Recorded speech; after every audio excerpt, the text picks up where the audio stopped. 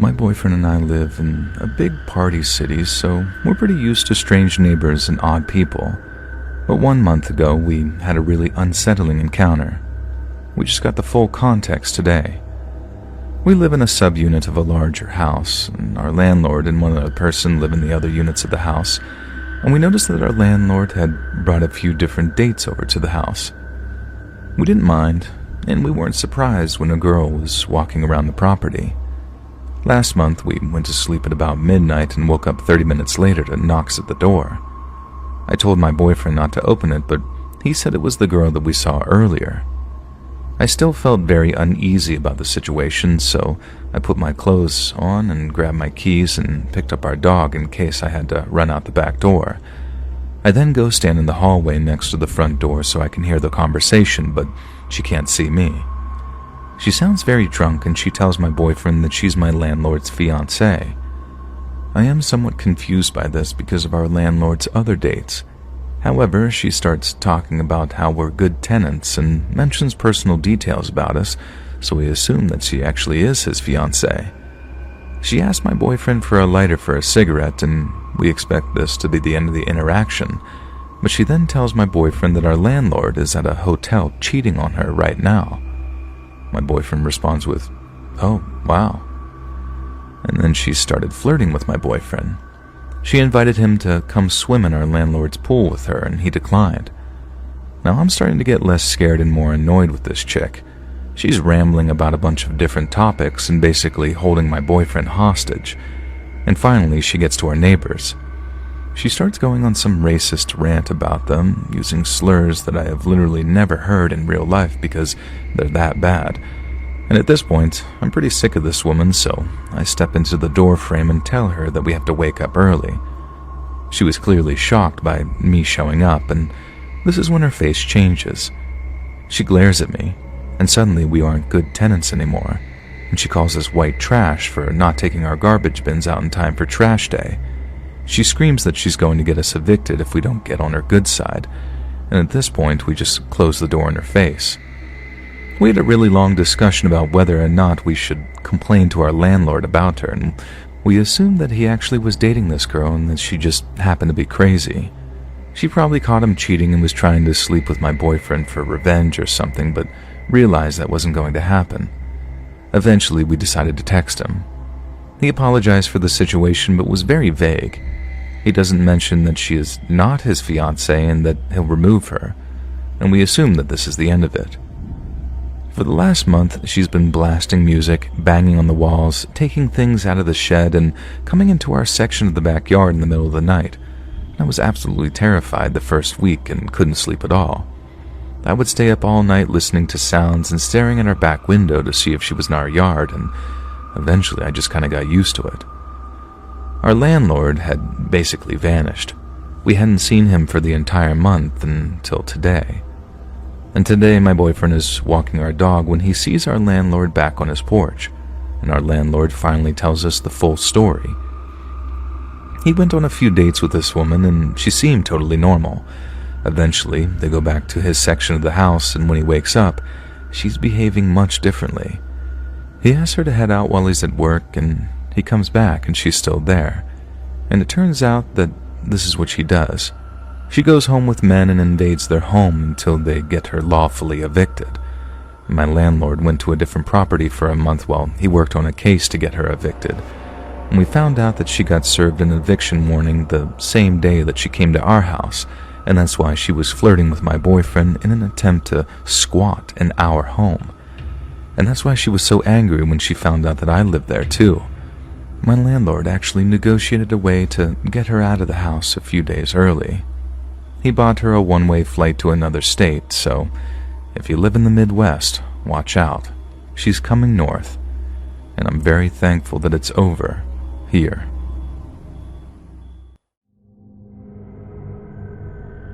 Surprisingly, this is one of those stories I forgot about until a few days ago when I was talking to a school friend on call and I got reminded of this. She was pretty freaked when I told her. You see, this happened when I was roughly maybe 7 or 8, so some of the details are a bit fuzzy, but I remember it pretty vividly. This may seem like unimportant context, but my family had just moved to America and were renting the top portion of your regular suburban house in a pretty safe cul-de-sac.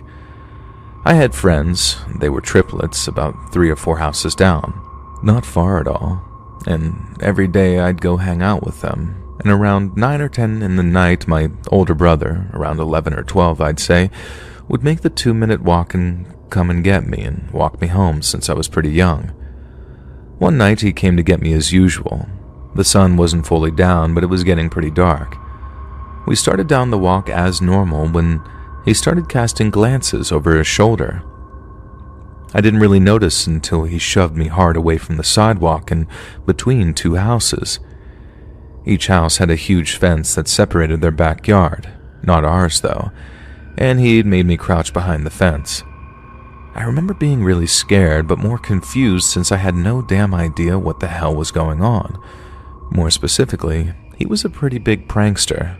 Once he convinced me my older sister crashed her car into the ocean, so I didn't really believe him when he turned and said, "Walk behind the houses.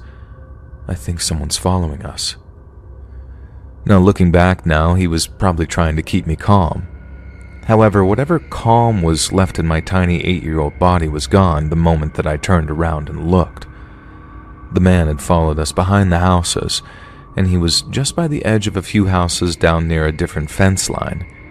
He had a black hoodie on, with the hood up, black sweatpants, and white sneakers. I had pretty bad eyesight due to some health problems, but back then it was crystal clear, and I could see with horrifying clarity that his jaw was just hanging open, like he was just standing there with his jaw hung open. It was horrifying. I think now that I'm older, maybe he had some kind of medical condition that affected his jaw, or maybe he did crack, I don't know. But back then, I could have sworn on God that I was seeing some kind of demon.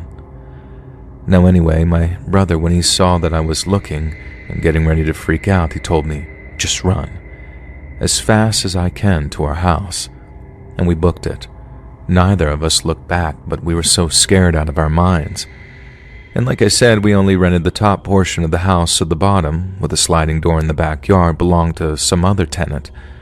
I don't remember if she was home or not, but I remember tugging that thing open and locking it as fast as I can, and when I looked up, he was there in the yard, a little away from the door, just staring at us, with that jaw.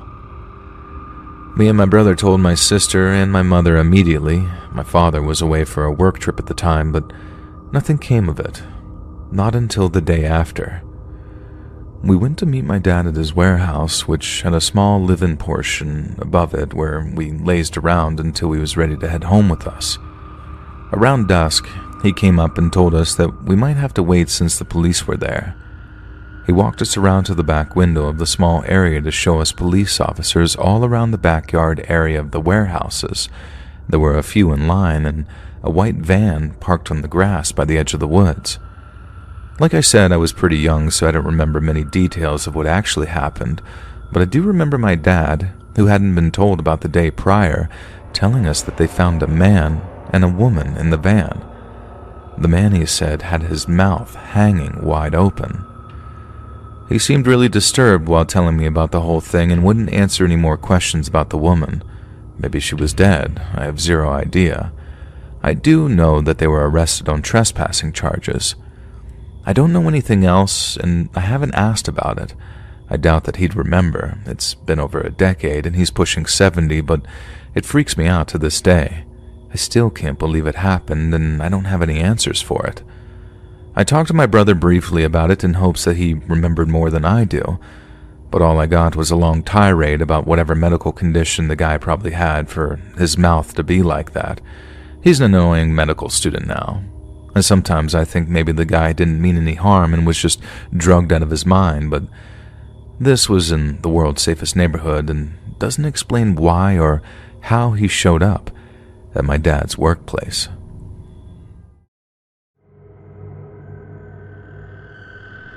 This all happened to my dad way back when I was a kid, so I have no memory of it whatsoever, and all I have to go on is what he's told me.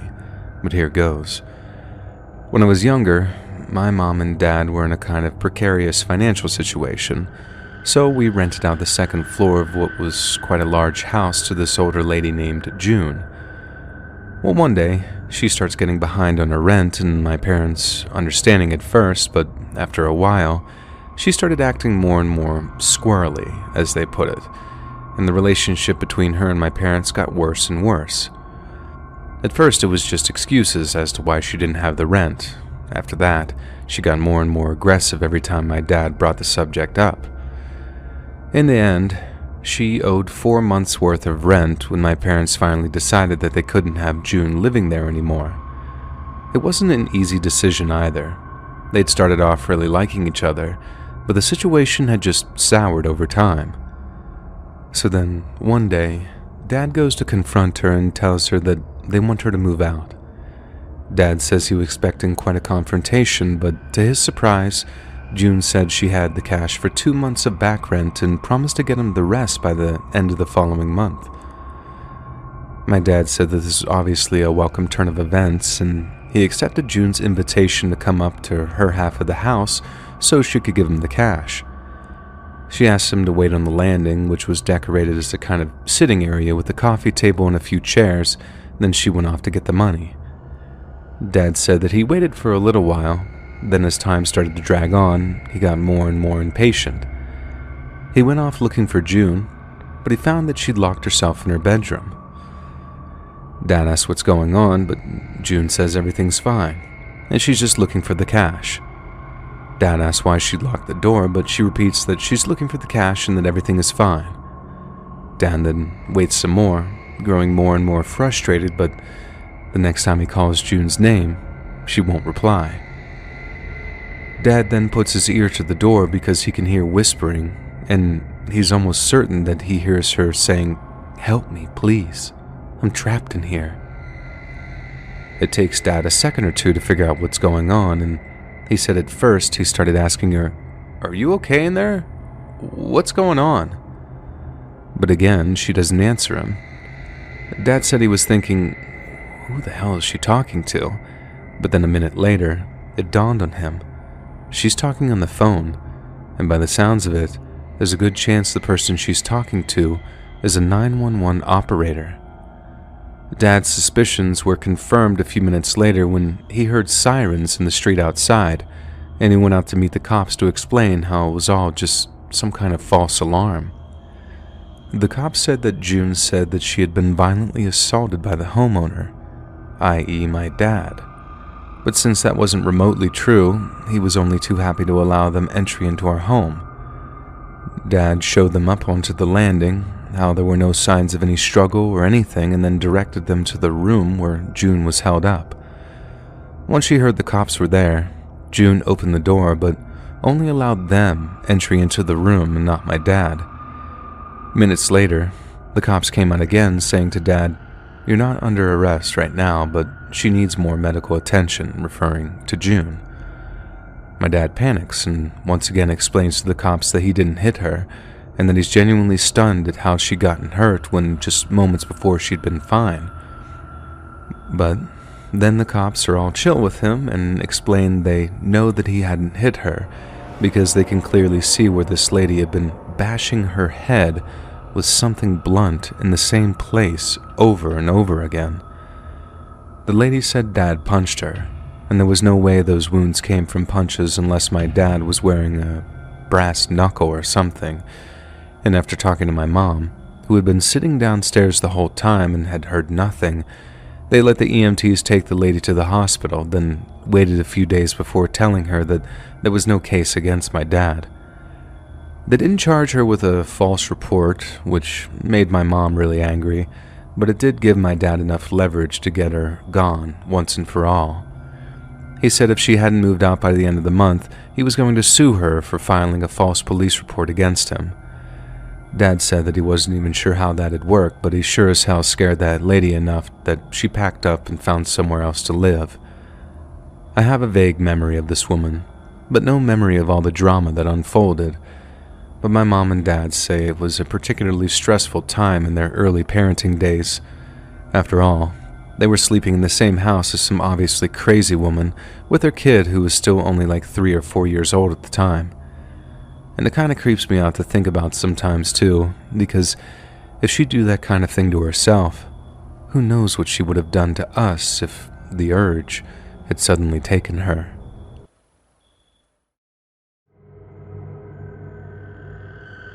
Way back in May of 1995, a 29-year-old truck driver named Devin Eugene Williams was living in Americus, Kansas with his wife and 3 young children.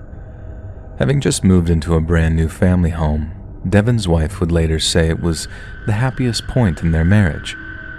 But beneath the surface, something terrible festered and unfurled.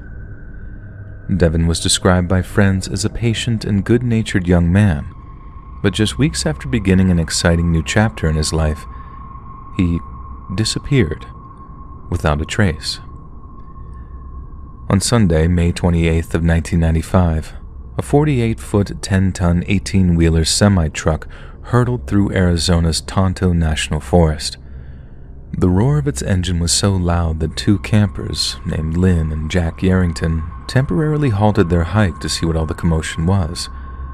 They approached the nearest highway, then seconds later, spotted a speeding 18-wheeler recklessly careening back and forth along a stretch of road it was most certainly not suited for, and all at breakneck speed so fast it sent a shiver down the Yarrington spines. Another group of hikers, this one traveling by car, suffered a hair-raisingly close call when the same 18-wheeler drove head-on at them, following a chance encounter on the highway. The hikers were able to swerve out of the truck's path, and each avoided sudden and violent deaths, but later stated that the truck's mustachioed driver had remained disturbingly expressionless despite narrowly avoiding his own complete annihilation. Later on that day, a group on their way to a picnic spotted the stationary truck, which by that point had swerved off the road and become stuck in a field. After stopping their vehicle, one of the picnic group climbed out of their car and asked the truck driver if he needed any help. The driver's reply was as chilling as it was confusing. "They made me do it," he said, as if answering a question that hadn't been asked. The Good Samaritan, a man named Charles Hall, reportedly asked the truck driver, "Who made you do what?" To which the driver replied in a panicked voice, "No, you can't help. No one can. I'll never get it out of there. I'm going to jail." When Charles heard the word jail being thrown around, he realized that he might have stumbled across something deeply sinister. He agreed to leave the truck driver alone, but later contacted the local sheriff's department, speaking to a Deputy Wells regarding the man's suspicious demeanor. Much like the campers, the deputy was confused as to why such a large vehicle would drive along unsuitable forest roads and went to investigate. Upon his arrival, he discovered the semi stuck in deep mud within a meadow not far from Forest Service Road 137 in the Buck Springs area. Once Deputy Wells looked inside the truck, he discovered the cargo within undisturbed and intact, 1,200 boxes of lettuce and strawberries with the refrigeration still running. The vehicle appeared completely abandoned and the cab had been firmly locked. Deputy Wells checked his national crime computer and learned that there were no reports submitted for either a missing truck or a missing driver. He also later stated, upon peering through the window of the truck's cab, he noted the interior was well kept and there was no indication that any foul play had taken place. Later that day, Lynn and Jack Yarrington were driving along Forest Service Road 321 when they came upon a man standing among some trees at the roadside. According to the Yarringtons, they stopped their car, only to see that the man was kneeling on the ground, staring at a tree, and appeared to be mumbling to himself. The couple said it was impossible to make out exactly what he was saying, and after Jack asked if the man needed any assistance, he replied simply, "I've got to light the grill." Moments later, Jack watched as the stranger produced a $20 bill from his shirt pocket. The stranger then picked up a rock, held the bill to the ground, and began striking it with a stone, as if attempting to spark a flame. Deeply alarmed by what they were seeing, the Harringtons returned to their car, only to have the stranger scream unintelligibly before he hurled the rock in their direction. He then appeared to stumble into the Arringtons' direction, prompting them to immediately flee the scene. Only later was the strange man confirmed to have been the truck driver, Devin Williams, and sadly, it marked the last time he was ever seen alive. When he failed to stick to his delivery schedule and confident in the belief that he'd never willingly abandon a shipment, Devin's coworkers reported him missing. Investigators began to track Devin's movements leading up to his disappearance and learned he'd left his home on May 23rd, heading west on a route that he'd taken many times before. He successfully delivered his haul to California, reloaded his truck for his trip back to the Midwest, and then had a brief conversation with his boss, Tom Wilson. Wilson later stated that everything seemed fine and that Devin wasn't acting out of the ordinary. He was punctual, seemed lucid, and gave no indications that anything was wrong. A few nights later, on the evening of Saturday, May 27th, Devin arrived in Kingman, Arizona. He would call his boss for the second and final time, ensuring him that he'd make it to Kansas City on schedule, but added an eerie addendum when he complained of insomnia. His boss reportedly asked if he'd be able to complete his journey, but Devin once again assured him that he'd be fine. Yet according to police reports, Devin never even made it out of Arizona. Arizona missing persons detective Bruce Cornish would later state that he and his team were completely flummoxed when it came to Devin's potential fate. He was neither a criminal nor a drug user and had no history of mental health problems prior to his disappearance, meaning easy explanations were hard to come by. This led many to theorize that Devin's disappearance was entirely voluntary, with some pointing to the fact that certain personal items had been removed from the truck. Nevertheless, authorities mounted a large-scale search for the missing trucker, utilizing foot patrols, search dogs, off-road vehicles, and dozens of civilian volunteers. Search teams were told to look for scraps of clothing and even bone fragments, but despite days of searching, not a single trace of Devin Williams was ever found. This also made for a chilling anomaly, as up until that point, the Scottsdale-based search and rescue team charged with recovering his remains had yet to come up short in the course of a long-term search. Devin's disappearance marked the first time that they'd failed to bring home a missing person, either dead or alive, which, to many, was as eerie as it was perplexing. 2 years later, on May 2nd of 1997, two hikers were tracing the bottom of Gila County's Mogollon Rim when they stumbled upon the remains of a human skull. Dental records would later confirm what many had first feared. The skull belonged to the missing trucker, Devin Williams. Although the skull had been damaged, a coroner determined that it was impossible to conclude if this was the result of a deliberate, violent act or the result of scavengers consuming a corpse following an otherwise accidental death. Some suggested the erratic behavior Devin displayed was the result of a diabetic episode. Others argue sleep deprivation or mental illness were to blame. Some even purport that Devin was the victim of a slow form of carbon monoxide poisoning following a leak in his truck's cabin, but to date, no such theory has been irrefutably confirmed. Devin's wife, Mary Lou Williams, still longs for a day when explanations of her husband's fate will be beyond dispute, but she also stated that with each passing year, the hope of seeing such a day slowly and painfully decreases. Mary Lou has said that back when her husband was listed as a missing person, the lack of conclusive answers caused her children terrible suffering. Yet the discovery of Devin's skull brought only a sliver of morbid closure to the family, as many questions still remained. For example, what caused Devin to stray so far from his intended route? And if his state of mind was affected, what exactly caused such a catastrophic mental break? However, some suggest that Devin was well within his right mind when he swerved his truck off the road, as prior to his abandonment, he ensured the cab was locked. Unless Devin suffered some kind of rapid mental breakdown in the space of just 2 to 3 hours, then something frightened him so badly that he did things that most would consider to be highly and unhealthily irrational. Some say fear can drive a man to madness, in which case, what was Devin Williams so deathly afraid of? And could it possibly explain why his broken skull was found just a few years later, less than a mile away from the spot where he disappeared?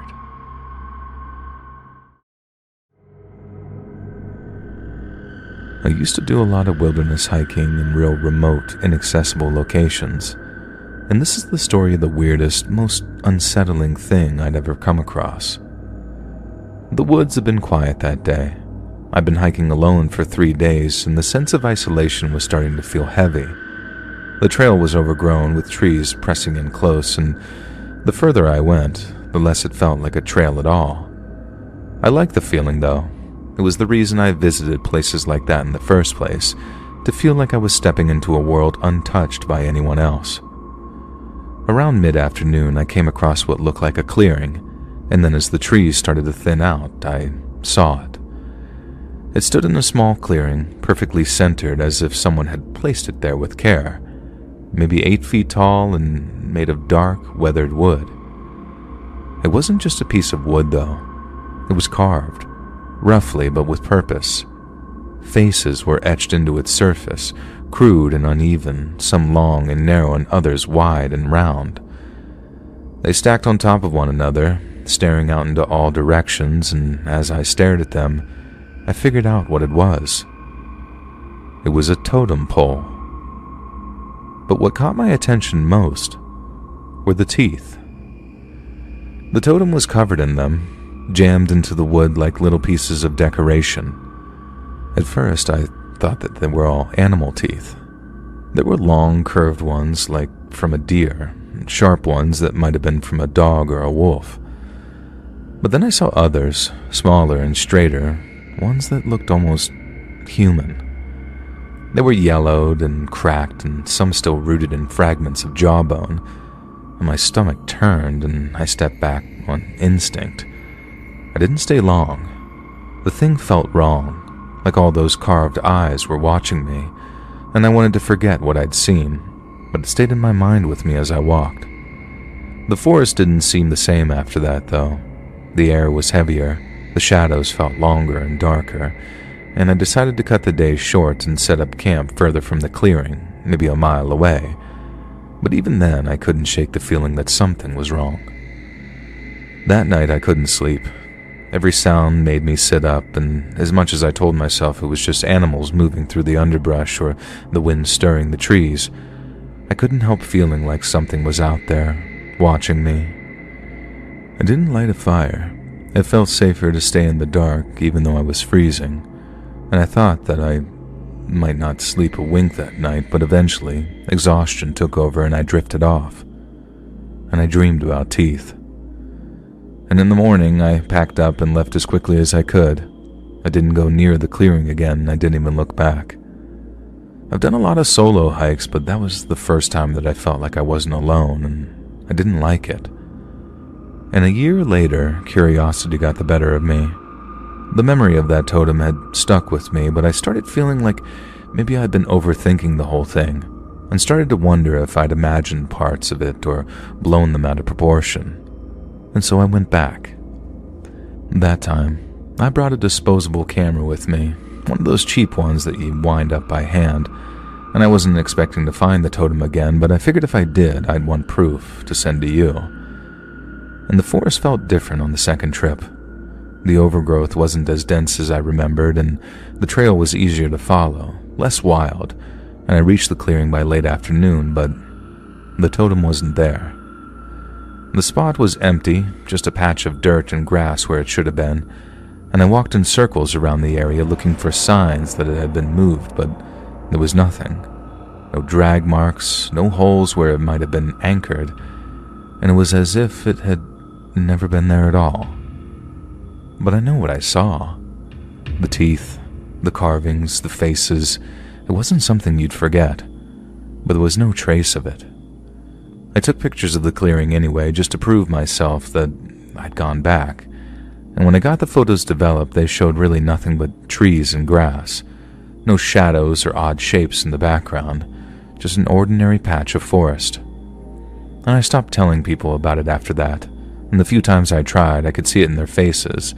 The disbelief, the very polite nods, the way their eyes shifted as they looked for a way to change the subject. And I get it. If someone told me a crazy story like that, I'd probably think that they were making it up too. But I know what I saw. I know how it felt to stand in front of that thing, and how the air seemed to just sort of hum with something I couldn't explain. And I know the fear that kept me awake that night, the sense that something was out there in the dark. And even now, I can't think about it for too long without feeling a chill run down my spine. I haven't been back to that part of the forest since then. I still hike, but I stick to trails that I know, places where other people go, and I don't like to be too far from civilization anymore. It's not the wilderness that scares me. It's the things that you can't explain, the things that shouldn't be there, but are.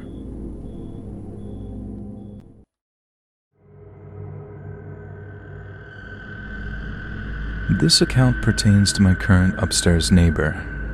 He disappears for weeks at a time, and then will suddenly hear what sounds like a slaughterhouse happening at 11 p.m.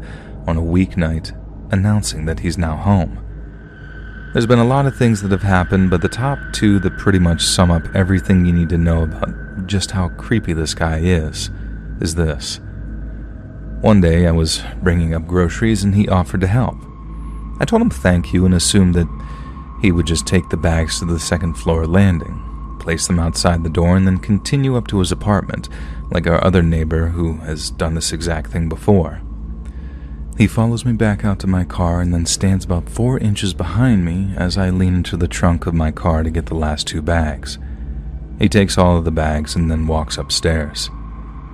As I finish saying the, "Oh, thank you, you really didn't have to do that," lines and unlock my door, he goes, "Oh, it's no problem. I know your old man leaves for work early and you're home alone." I barely open the door enough to walk into my apartment before I can turn around, and he's walked in. He opened up my fridge and puts the milk in, and he starts looking around our apartment and into our bedroom. And now, just for context of why I didn't flip out and start screaming, it was 8 in the morning and the 2 other people who live in our building were gone, so literally no one would have heard me. He's probably 6'2" and I'm 5'5" if I have on some thick shoes, and I say, "Okay, thanks for the help, I'll see you around." And he continues to dig through the fridge and looking towards my bed. Then he turns and starts stepping towards me, and then he realizes that I have a very large butcher knife 4 inches away from my hand, and then he chooses to leave. I call my husband, who's at work an hour away, crying, and tell him what just happened. That night he goes to confront the guy, and he won't answer the door. And so my husband goes up the next day, and the guy breaks down crying and tells my husband he doesn't remember anything and he's so sorry and he was just trying to be very neighborly. And my husband just tells him, "My wife's a tough girl, and she can carry the groceries up herself." Sometime later we woke up one night hearing someone yelling and screaming outside. When we look out our living room window, we see the upstairs creeper with blood streaming down his face. He could barely stand, screaming at the police, "I'm not going to the damn hospital." Apparently, he had gotten into a fight at the pool hall down the street with 4 or 5 other guys and gotten his ass kicked. Eventually, the cops got a hold of him and took him to the hospital in cuffs. And the next morning, I went to go get groceries alone, and my husband didn't have to work that day. When I came home, he was standing outside smoking a cigarette, and you could tell that he was still messed up from whatever he was on the night before. This time, he walked straight up to the car and acted like he was waiting for me to get out, but he stood by the trunk. This was also the first time that I had seen him since the initial incident that he could have thought my husband wasn't home. I called my husband, and when he saw that I was on the phone and heard my husband coming down the stairs of the building, he took off running around the corner. My husband took me to the store that day and got me a gun. And now anytime he sees me alone, he just stares, but if my husband is around, he acts like he doesn't even see us. And now I know this might come across as a sort of dumb idiot just whining about her antisocial neighbors, but sometimes I get really scared being here whenever my husband isn't around, and since writing all of this down has made me feel just a little bit less alone, I guess it was worth it.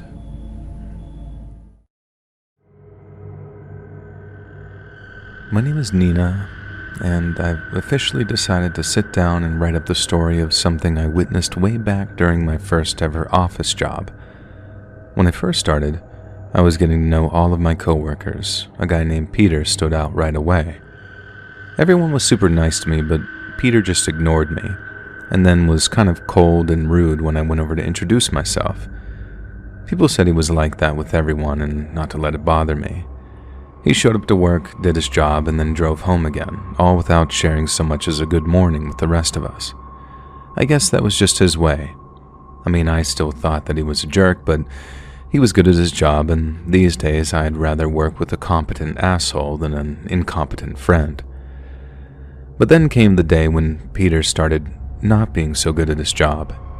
He started showing up late, looking like he hadn't slept, and when he started overrunning deadlines on a regular basis, management asked him if he wanted to take some vacation time to get himself together. We never found out what was going on with him, whether it was a medical thing or something going on at home, but Peter refused the time off and continued with his poor work performance. I've heard rumors that something was going to happen with him, whether it be a meeting with the bosses, suspension, or getting altogether fired, but it all came to a head one morning. Peter staggered into work smelling like a distillery. Word that Peter was drunk spread around the office like wildfire, and we were just waiting for something to happen when, finally, one of our bosses came out to talk to him. I don't know what she said to him exactly, but Peter responded by yelling out, "Just let me do my effing job." And then, without a word, she turned around, walked back into her office, and closed the door. A minute later, the big boss, a burly guy in his 50s, goes out and gives Peter a piece of his mind, telling him if he doesn't take a cab home immediately, emphasis on the cab part, then he was going to be fired on the spot. Peter started cursing out the boss, calling him all kinds of things I'd rather not repeat. Then our boss goes back to his office after announcing that he's going to call the cops. I hate to say it, it makes us sound kind of terrible in a way, but everyone in the office was just completely gripped. Someone was having a complete meltdown right there in front of us, and as sad and upsetting as it was, we were completely engrossed. And I kind of feel bad for Peter too. I don't think anyone in the office was enjoying what was going on, but Peter was drunk, and he sounded mad as hell too, so with the chances of things breaking out into violence being so high, I guess that's what had us all watching out of the corners of our eyes. Anyway, our big boss only came out of his office one more time to warn Peter that the cops are on their way, but Peter just tells him to go to hell. Then maybe 20 or 30 minutes later, the cops show up and ask Peter to leave. We were all watching by then. All the higher-ups had come out of their offices, everyone was standing up over their cubicles or had wheeled their chairs around the side, all to watch poor old Peter get thrown out or potentially arrested. Someone, I didn't see who, said, "Just go, buddy, get some help." Not even in an insulting way either. They were being genuine, I think. And Peter responded by screaming something back at them. And that's when the cops decided that he was going to jail. One of them started barking, "Stand up and put your hands behind your back," while the other reached for his cuffs and got them ready to put on Peter's wrists. But he still refused to budge and kept telling them to go F themselves. And that's when the struggle really started.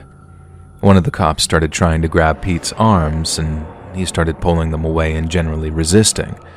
The other cop then got involved, and they both were trying to restrain Pete when suddenly he kind of twists and turns, and all you heard was one of the cops scream out, "He's got a gun! He's got a gun!" Someone, I don't know who, but it was one of my coworkers, shouted out, "Everybody down!" And that's what we did, almost instinctually. Everyone laying on the floor as fast as we could, and I remember praying that I wouldn't hear a gunshot. right up until I heard 3 loud bangs. This might sound odd to some American and non-American folks alike, but I never actually heard a gunshot until that day, and let me tell you, it's something I never want to be that close to ever again. I think maybe it was the enclosed space of the office, not that enclosed, but you get what I mean, combined with how terrified I was, that made the blast seem so loud, but it was easily the second most horrifying thing I'd ever witnessed. But then, the first most horrifying thing was what I saw when I finally stood up.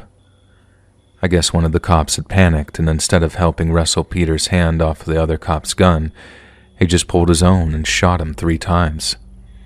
I didn't see it at first. I just heard screaming and one lady yelling out, "Oh my God, oh my God," before she burst into tears and had to be taken away. I stayed down at first, thinking it was Pete that might have done the shooting, but then when I heard what sounded like the 2 cops talking to each other, I finally stood up and made the mistake of looking over in their direction. And there was a lot of blood. I didn't think a person could bleed that much and still be alive, but he was. Peter had somehow survived being shot 3 times up close, and seeing him move and try to breathe gave some people hope. The cop who shot him ended up walking out of the office sounding like he was about to cry, saying, "He had your gun, I swear to God, he almost had your gun." Sometime after that, after they were able to stabilize him and the EMT showed up pretty quick, they put Peter on a stretcher and wheeled him out to the waiting ambulance outside. The rest of the day's work was canceled, and we found out that night that Peter had actually died on his way to the hospital. It was devastating. I didn't even know Peter all that well. I didn't even really like him, but finding out that he died was just so incredibly upsetting to me and everyone who'd worked with him. The office was closed for the rest of the week, but even when my coworkers started to head back over the month or so that followed, some took more time than others, I couldn't bring myself to go back to somewhere where someone had been killed. I think the thing that really gets me about it is that some people are shot by the cops after committing a crime or doing something that endangers people in some way, and others are shot for next to no reason at all from what I hear, but Pete was killed because he was just having a bad day. I know he went for the cop's gun, I guess, and some of my coworkers actually saw his hand reaching for it. I'm just saying that he didn't have to die like that. I don't know what I have done in that situation, or rather I do, but just hitting him might have resulted in Pete getting the cop's gun, and then who the hell knows what would have happened. Some of us might have even been killed if the gunfight broke out, and I just wish that things didn't have to be that way. And I know that probably sounds incredibly naive of me, but I really do wonder sometimes if I'd have given Pete a big old hug that morning, if things would have gone a little different.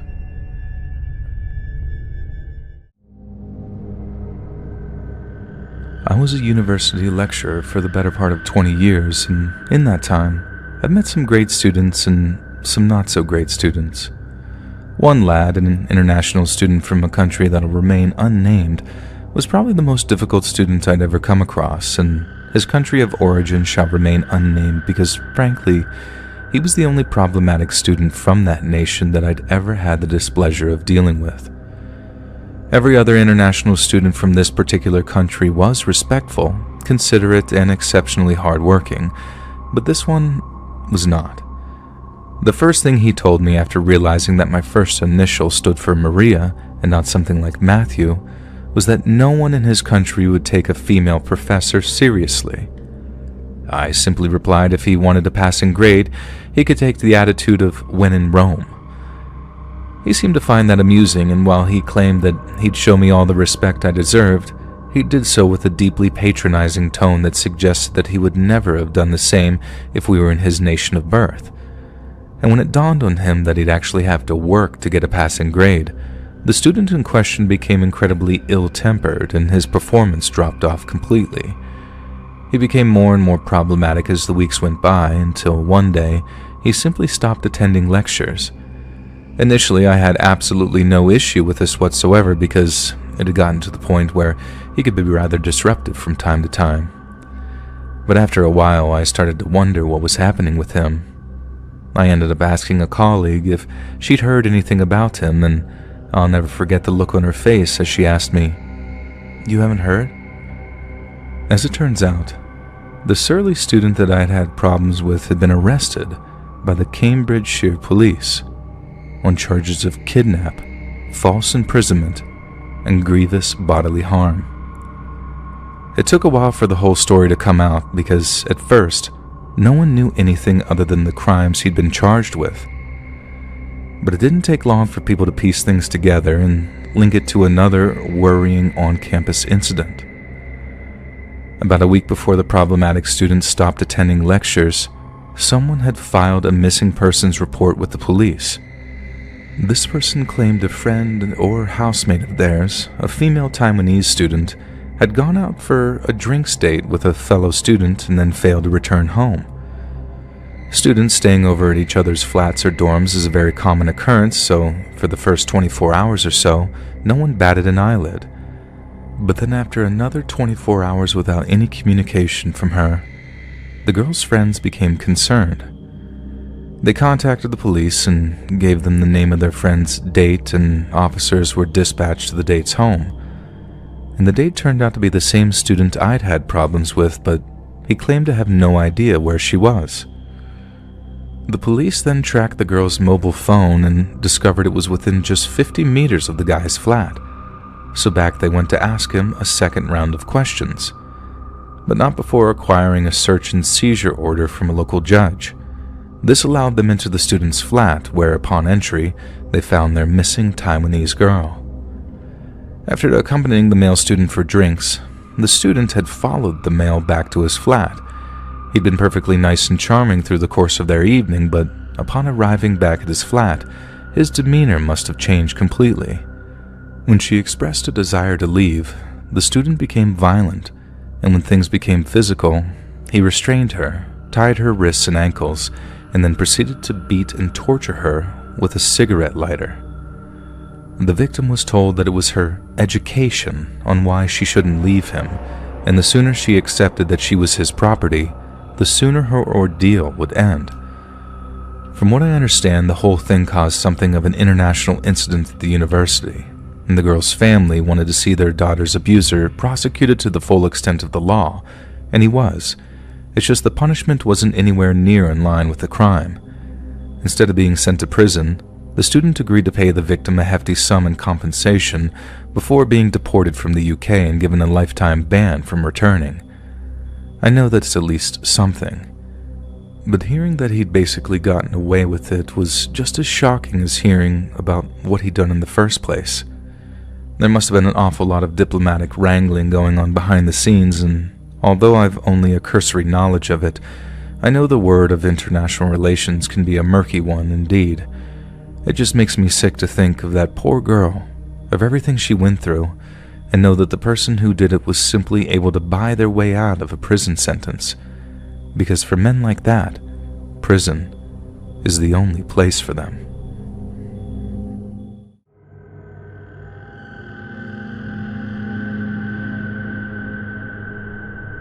Back in junior high, I remember we had a Gulf War vet for a science teacher, who for the sake of anonymity I'll just call Mr. Marine. Mr. Marine was the kind of dude who obviously had his crap together in times of panic. In the 3 years we were there, I almost never saw him do more than crack a calm smile. Then in 9th grade, junior high was 7th, 8th, and 9th where I went, this girl, Chloe, who showed up late to our first period class every day and was kinda quiet, she failed to show up at all. For some reason, instead of marking her absent, he called the office and had a very quiet conversation. He looked visibly disturbed and shaken. The next day, the girl showed up to class just a bit late, but with a broken nose, a black eye, and her jaw wired shut. Even though this was 25 or so years ago, I can still see the look on Mr. Marine's face when he saw her.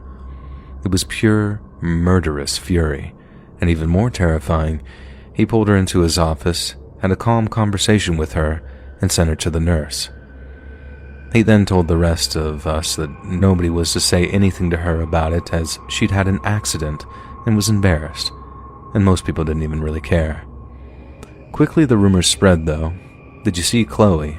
Jesus, somebody kicked the hell out of her." I happened to be passing the office on my way home that night, and I saw the principal and 2 police officers, Mr. Marine and Chloe, in there with the door shut, and she was crying. One of the police officers noticed me looking and pulled the blinds. I normally walked home, so I waited. I think school got out at around 2:30 or so, and I usually hung around with some friends to listen to music or play basketball for 30 minutes or whatever before I started walking. I waited outside the front of the school until almost 4 p.m. Finally, a car pulled up and this dude gets out, looking just angry. He's swearing to himself, and as I'm the only one out there, he says, "You, where's the office?" And I just pointed, but he didn't make it to the door. The 2 cops came out quick, one in front and one behind, and the one who approached the guy started telling him to calm down. This angry dude just loses his mind, screaming, "My daughter should have been home an hour ago and I had to leave work. I'm going to sue." The cops are trying to calm him down. Then out of nowhere, Mr. Marine comes out of the side door of the office, his face lit like the fires of hell, and he just straight up goes full horizontal, 4 feet in the air, and just body tackles this guy. In seconds, he's on top of him, and he's probably hit the guy 10 times, closed fists and all. And worse yet, he's not saying a single thing. He's not making any noise, just deep rhythmic breathing like you do when weightlifting. Short breath in, long breath out, smack, smack, smack. The cops actually kind of take their time getting him off the guy. One casually handcuffs the guy, and the other handcuffs Mr. Marine, who is standing untouched except for some bloody knuckles and breathing steadily. Face red from exertion, eyes wide in anger and satisfaction, he's just not saying a word. I decide to walk home at that point. And as I'm heading up the road, an ambulance, sirens and all, flies past me towards the school. And the next day, Mr. Marine wasn't in school, and we had a substitute instead. By the end of the day, people were telling me the story, and it was completely wrong, of course. I heard things like, Mr. Marine pulled out a gun and shot him in the gut, or Mr. Marine stabbed him with that flip knife he has, or even Mr. Marine choked him out and almost killed him and now he's in prison. None of those were true, obviously. And then the next week, without any explanation at all, Mr. Marine was back. First thing I noticed was written on the chalkboard, "If you ask, you go to detention." His face made it clear that he wasn't to be tested and did not have any sense of humor about it. Nobody saw Chloe again after that. I don't know what happened. And about 5 or 6 years ago, I was telling this story to a friend, and he said, "Well, why don't you just look her up on Facebook?" I felt stupid that I hadn't even thought of that. I went to my mom's, broke out my junior high yearbook, and found her last name that I'd completely forgotten, and I typed it into Facebook, and I found a couple dozen options, and her name is pretty common, and eventually I found her on LinkedIn, of all places. She ended up going to the University of Colorado, a master's program, and now works in finance or something. Her photo looked happy, which made me happy too. I Googled her a bit out of curiosity and found some articles that she'd written for various anti-bullying and abuse awareness and management things. One of them was told like a fictional story almost. A girl came to school late every day, lacking in energy, and she had no personality of note, and was quiet and meek. She wore loose-fitting clothing, and she had a few friends. It was evident to me pretty quickly what she was talking about, which was herself. And in the story she writes, the girl had been physically abused for years by her stepdad, an abusive alcoholic, and it took a teacher with no training at all to determine what had happened and start the chain of events that ended the abuse. The point of the story was to teach other teachers what signs to watch out for, what personality traits to look for. And after that, I looked up Mr. Marine as well to see how he was doing. I was worried he was dead. After all, he was in his 50s and 60s back then. I found a few articles about his coaching. He had also been the baseball coach at the high school, and a note saying that he'd retired in 2001. Nothing after that, and no obituary or anything. I like to think that he's probably just sitting around watching reruns of some show that he likes, drinking beer and playing with his grandkids, who are probably about the age Chloe and I were at the time. And that's just what I like to imagine. Anyways.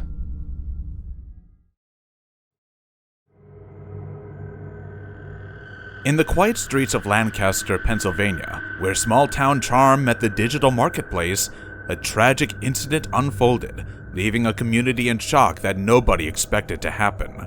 Marcus Harris, an 18-year-old resident, found himself entangled in a web of accusations, charged with first-degree murder and a string of offenses following a fatal encounter on Facebook Marketplace. The victim, Carlos Carranza Ricardo, had recently migrated from Cuba, eager to build a new life in his senior year at J.P. McCaskey High School. His dreams were abruptly shattered in a seemingly routine transaction gone wrong. Dr. Justin Reese, the school's principal, expressed the collective grief in a letter to students and their families. "The loss is being felt widely in our school community. Please keep Carlos's family, friends, and our students and staff in your thoughts as we process this loss," the letter implored, capturing the somber mood that had gripped the school. The unfortunate incident unfolded on a nondescript Sunday when Carranza Ricardo and a friend embarked on an 80-mile journey from Lancaster to the 2700 block of Harlem Avenue in Mosher. Their mission is to purchase a car advertised on Facebook Marketplace. Little did they know that this seemingly mundane endeavor would thrust them into a nightmarish sequence of events.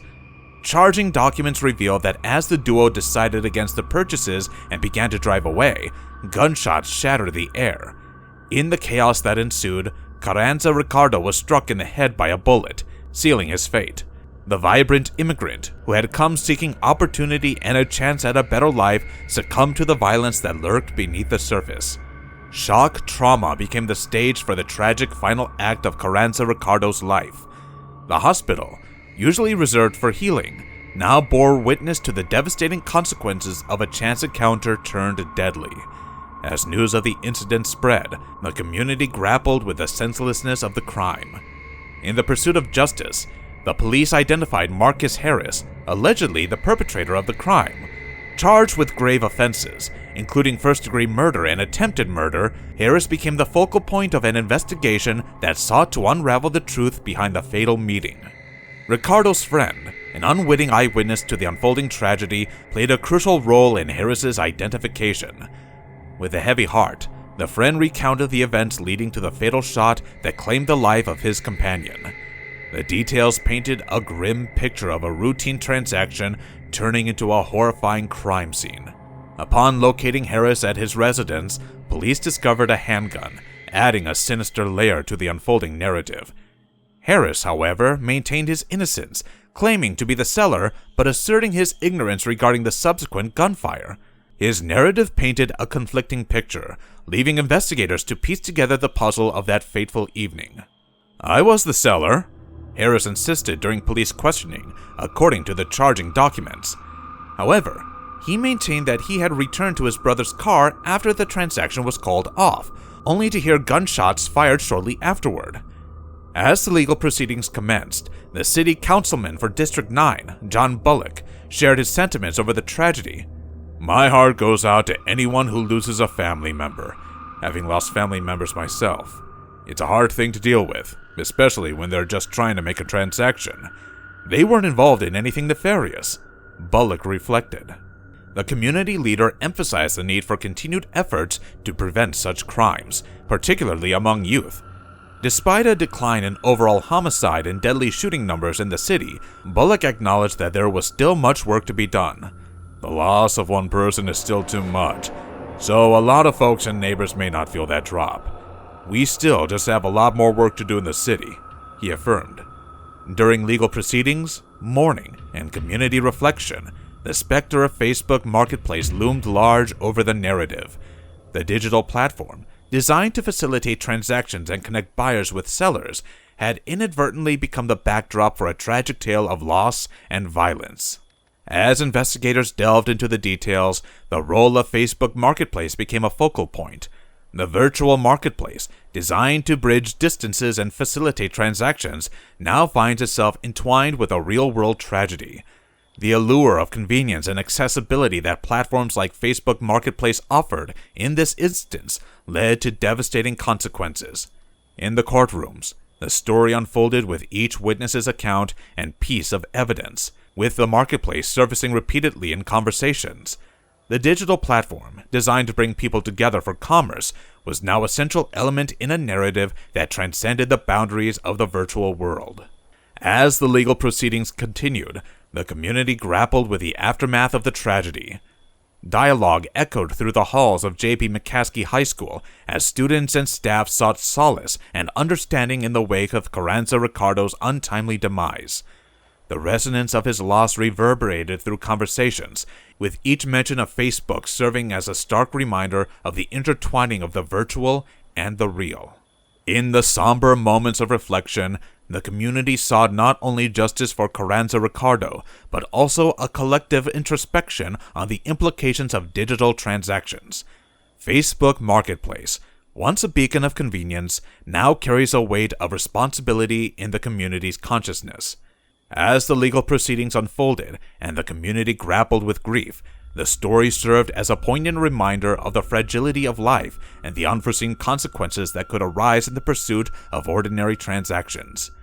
The tale of Carlos Carranza Ricardo and Marcus Harris became not just a courtroom drama, but a reflection on the intersection of the virtual and the tangible, where the word Facebook echoed through the corridors of a community forever changed by an unforeseen tragedy.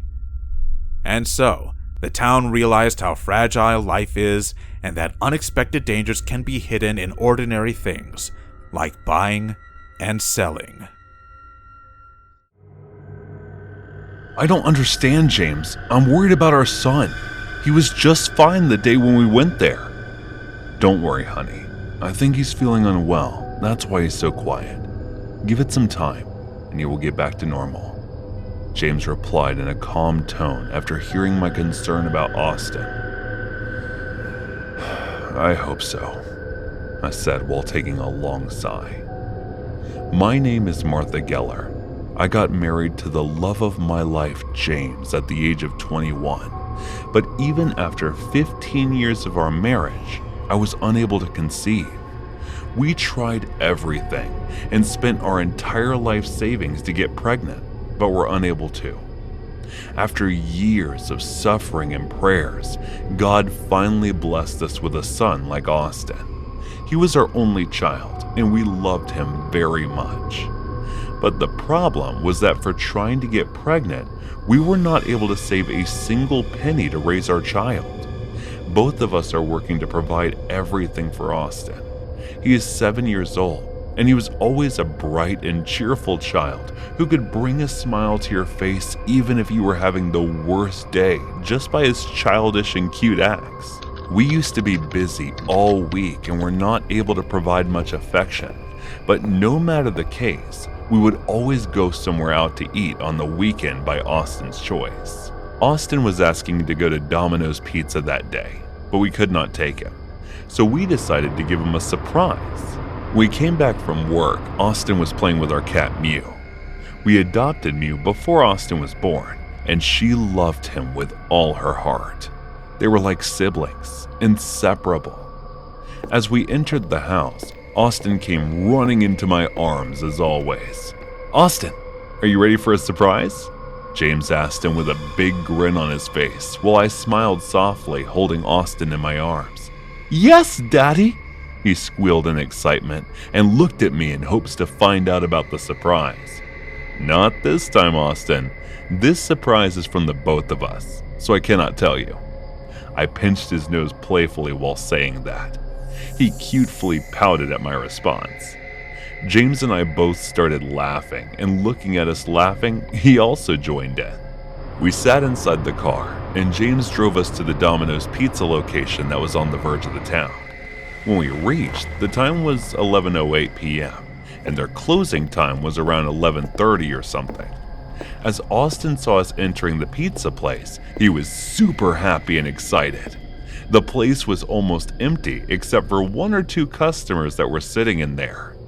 We let Austin choose the pizza, and he ordered a family-sized non-veg cheese burst pizza for us. The order was ready within 15 minutes or so, and we started to eat. That was when Austin said that he wanted to use the restroom. "Do you want me to come with you, honey?" I asked while standing up from my chair. "No, Mom, sit down. I'm a big boy now. I can go on my own," Austin said, and he sneakily looked at the girl standing over to the corner. James and I looked at each other and smiled. "Okay, big boy, go on your own then," James said with a big smile on his face. I laughed, looking at Austin blush. He went to the restroom and we waited for him to come back. But Austin did not return even after 20 minutes had passed, which made me worried. A Domino's employee came and told us that it was closing time and we should hurry, so I decided to go and check on Austin. I asked James to come along with me because Austin had gone to the men's room. I waited outside the washroom while James went in to check. After a few minutes, an extremely worried James came out from the washroom carrying Austin in his arms, who was unconscious and had wet his pants as well. Watching my boy in that condition felt like thousands of needles had stabbed deep into my heart. I got so worried that I immediately snatched Austin from his arms and hugged him. I asked James about it, and he told me that he found him in this condition when he went in. We immediately took Austin to the hospital. The doctors told us that he only had a mild fever, and it was also because he had wet his pants. But his heart rate and blood pressure were a bit higher, which made it look like he must have gotten scared of something. After coming back from the hospital, I changed Austin's clothes and took him to my bedroom to sleep, because I was too worried to let him sleep alone. Austin woke up screaming in the middle of the night. I embraced him and patted his back and kept saying that everything was fine and that I was there for him. He cried without speaking a word, and after calming down, he finally slept while I stayed awake, looking after him the entire night. After that day, Austin lost his cheerfulness and stopped speaking, which made me extremely worried. He would often wake up in the middle of the night screaming because of a nightmare. I asked him several times, asking him about what happened in Domino's Pizza, but he kept quiet. After losing every chance to cheer him up, I remembered that he got a crush on the girl whom we last saw at Domino's Pizza, so I decided to let him meet her and ask him, "Austin baby, do you want to meet that girl from Domino's Pizza?" As I asked him this, surprisingly, his eyes got bigger in fright, and he started to scream and have a panic attack. "He's going to kill her! He's going to kill her!" And then he fainted. I did not understand what was happening. I called James and told him that I was taking Austin to the hospital and asked him to come straight there.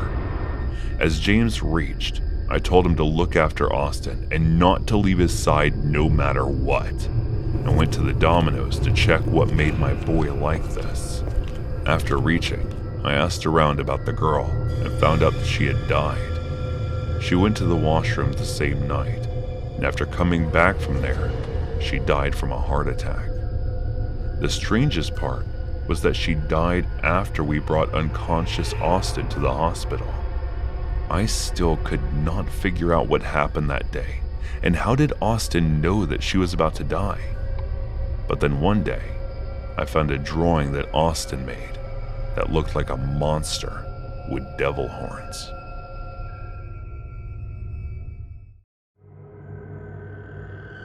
My missing crush. "What happened to your online store, Emma?" I asked.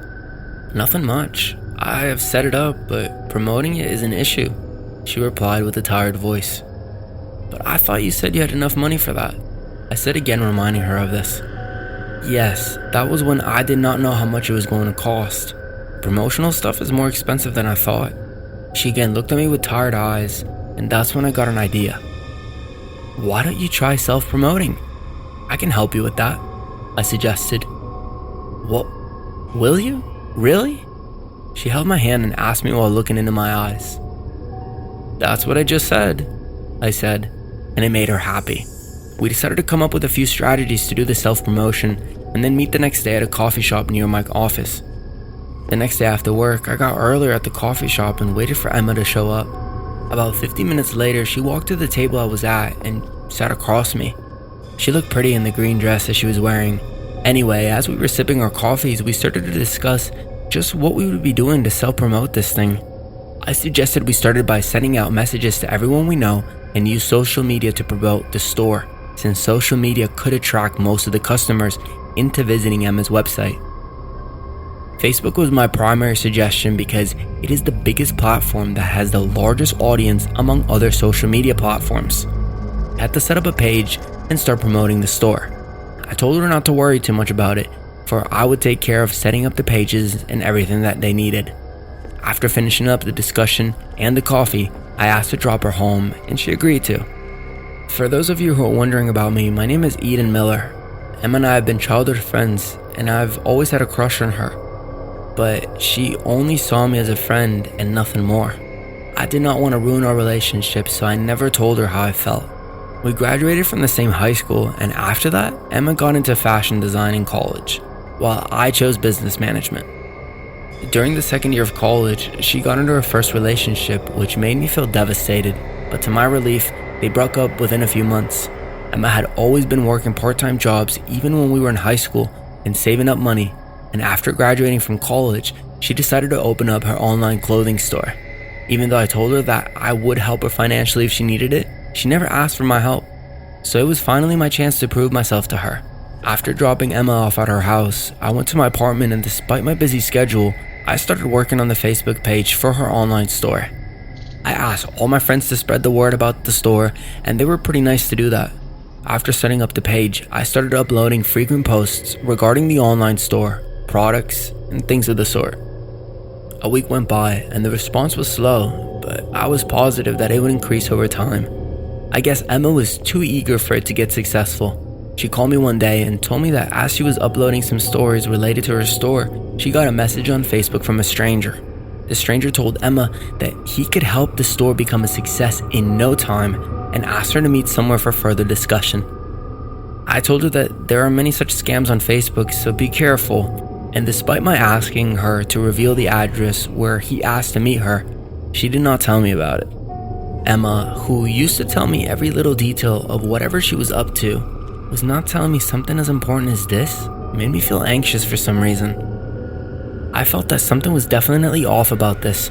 I tried contacting her, but she turned her phone off, which made me even more worried.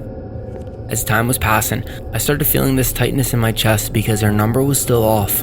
I drove to her house and found it locked. I started pacing back and forth in front of her house waiting for her. Hours passed, and the darkness of the night had started to spread, but there was still no sign of her. I sat in front of her house all night long and was so worried that I started to cry because her phone was still off and I had no idea where she was. The next morning, the very first thing I did was file a missing person report for her. And after that, I asked one of my friends who was a hacker to hack Emma's Facebook, ID, and track the person account who had sent the message. He called me back 4 hours later and informed me that the account Emma was talking to was a fake one. I got even more worried and started to panic. Police began to search and investigation, but they had no clues to find Emma. It was like the man did not leave any traces behind to follow. 2 more days passed and there was still no sign of her. And that was when my hacker friend called and informed me that there has been a new post made by Emma on her Facebook account. He sent me the picture, and it was Emma wearing a blue dress and smiling, which I could tell was forced because after crushing on her for so long, I could tell when she would be smiling truly or when she gave us a fake smile.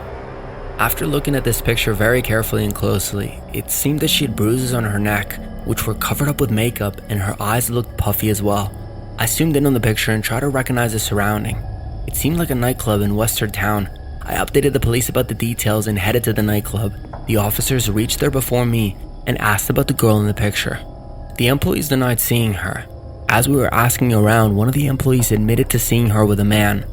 They requested CCTV footage, and in the footage, it could be seen that a man came in with her. But they left just after taking a picture of her. Emma looked like she was getting forced into doing all that, and the way she was walking seemed weird. The guy looked somewhat familiar to me, I just couldn't quite put my finger on it. As I tried remembering the guy, something in my mind clicked, and I remember that Emma showed me a picture of this guy when she was in college.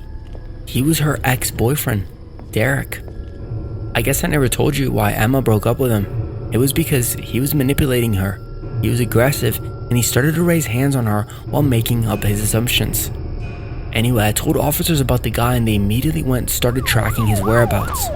He was soon arrested in his house, and the interrogation started. He tried to act as if he did not know anything about it, and then he told the officers that he hadn't even seen Emma for years. But when they told him that they know that he had kidnapped and hidden her somewhere against her will, he finally opened his mouth. Emma was found locked in one of the warehouses that was owned by him, and she was in a terrible state. He used to beat her, rape her, and do horrible things to her, which made her traumatized. She was sent to the hospital for treatment and recovery, while Derek was locked up in prison, and trials were held against them after that. I don't know how she managed to endure all these tortures and suffering, but now that she was found, I promised myself that I would never let anything happen to her again.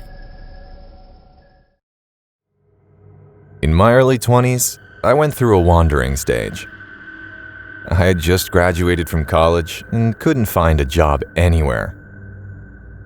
Rather than go a couple $100 into the hole every month paying for rent while searching for a job, I decided to pack up with my few belongings I owned and headed out to see the country. And this is something I cannot recommend enough.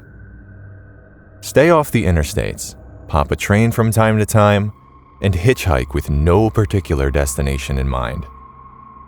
It was this kind of aimless wandering that led me to the Pine Barrens of New Jersey. If you've never experienced them, the Barrens are an amazing place. Huge stands of oak and evergreen trees, many older than time itself, grow out of that strange, sickly soil. Sugar sand, the locals call it in the rainy season, that forms quicksand. And then the dry season, it can still swallow farm machinery whole. Of the few farms that I saw, they all looked like they had seen better times, and many looked like they had sat untouched for decades. There was something alluring about that place, a sort of ancient secret I was afforded glimpses of in the shadows when the wind stirred the trees. The sort of movement at the edge of your vision that follows you throughout the day, but disappears as soon as you turn your head. From time to time, I hiked down old dusty roads. An old pickup truck or a rusted-out car would bound over a hill toward me. Most times, the driver would eye me suspiciously and speed up as they approached. Occasionally, the driver would stop to talk to me for a few minutes. "What are you doing out here?" one old toothless man clad in overalls asked me wandering around. "Seeing what there is to see," I replied. The old man spat out a putrid brown stream into the dust. "Ain't nothing to see around here." When I asked the old man what he meant by that, he made a guttural, throaty sound. I wasn't sure if he was choking on his tobacco or bothered by the question, but he didn't answer. He offered me a ride in his pickup the way that I had come back into town. But when I declined, he spat out into the dirt again and sped off, shaking his head.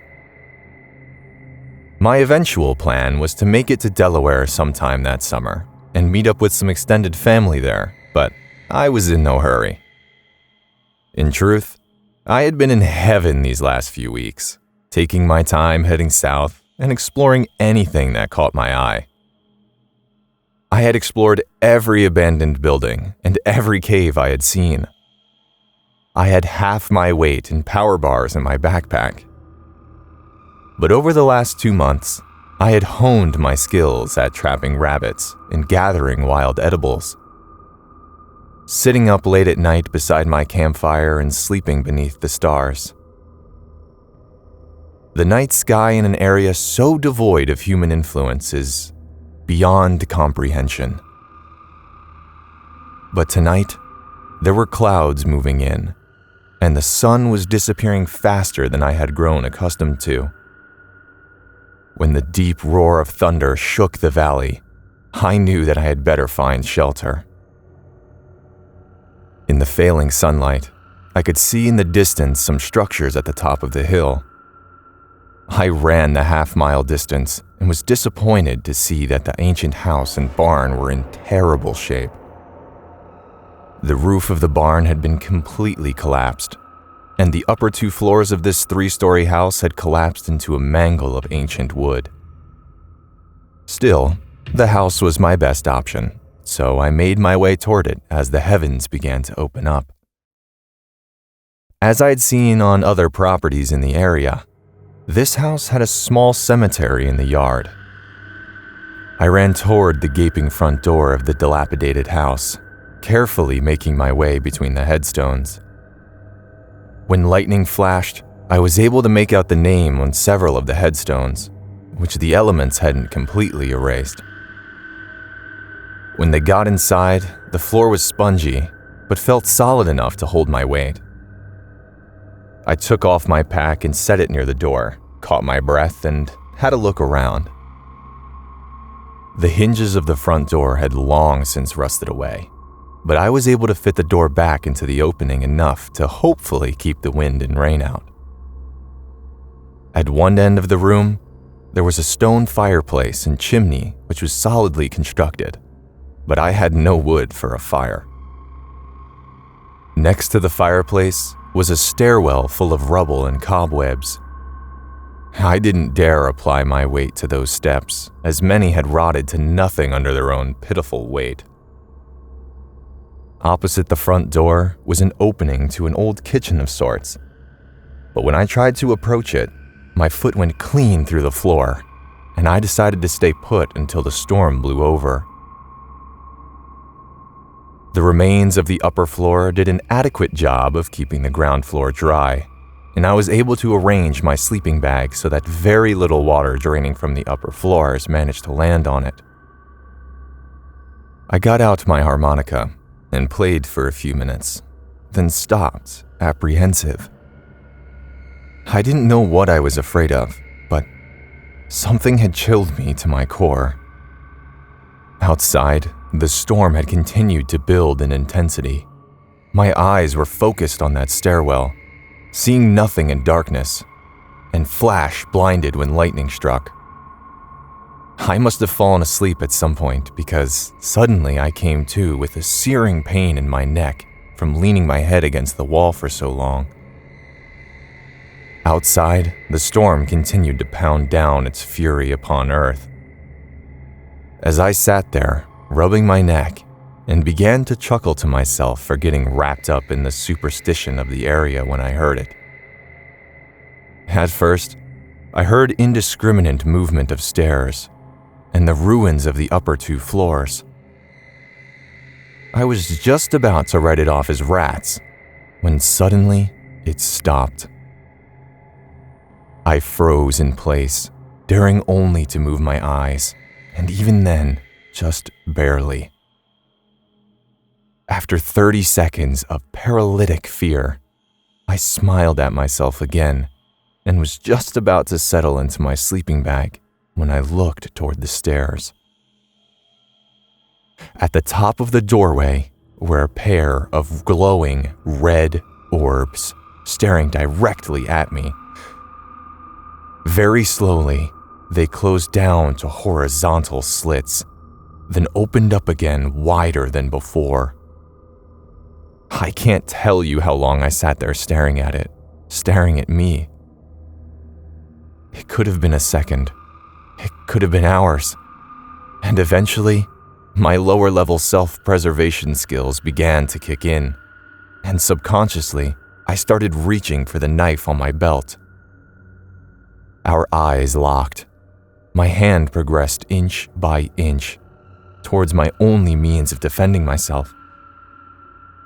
Neither of us blinked for what felt like hours, and while the storm raged on, I prayed for another lightning strike so that I might even catch a glimpse of my adversary. But despite the ferocity of the rain, the darkness was absolute. When, at last, my hand reassuringly touched the hilt of my knife, it seemed as if the very fabric of existence was ripped to shreds. The creature began bellowing in the most unearthly, mind-numbing shriek I'd ever heard. Knowing I only had one chance, in one fluid motion, I released the snap that held my knife in place and released an inside overhand throw that I had practiced during my years of my misspent adolescence. I heard a sickening, wet thunk, and the shrieking increased in volume 100-fold. As I smashed that rotten door to pieces, I heard the creature flapping against the wall and screaming. Just as I wrenched the remains of the door open, a great flash of lightning struck. And all around the house, I saw piles of bones, feathers, and fur. I ran as I had never run before, since I ran into my veins pumped acid and my limbs were stone. I couldn't see where I was going, but I could follow the dirt roads by the sounds of the sugar sand slipping roadside debris into the ditches. I didn't dare look over my shoulder. When the sun finally rose, I collapsed in the middle of the road. Heaving, oblivious to the downpour, I awoke with a startle to the sound of a car horn blaring inches from my head. I leaped to my feet and spun around to see the same old man from yesterday holding his sides with laughter. When I opened my mouth to speak, he motioned with his thumb to the back of his truck. I climbed in without a word, and he began to drive. The events of the previous night had began to replay themselves in my head. What had just happened? No matter how many times I considered what I saw, none of it made any sense. As we drove, I realized how far I had run in the dark. It must have been nearly 10 miles. I was angry with myself for being so terrified by a dream. And that's the only thing that could have been approached from this angle. Everything fit into place and experienced to false awakening. There's so many times in the past when experimenting with dream herbs. I had a nightmare and woke up with adrenaline pumping and abandoned all of my gear in an old house.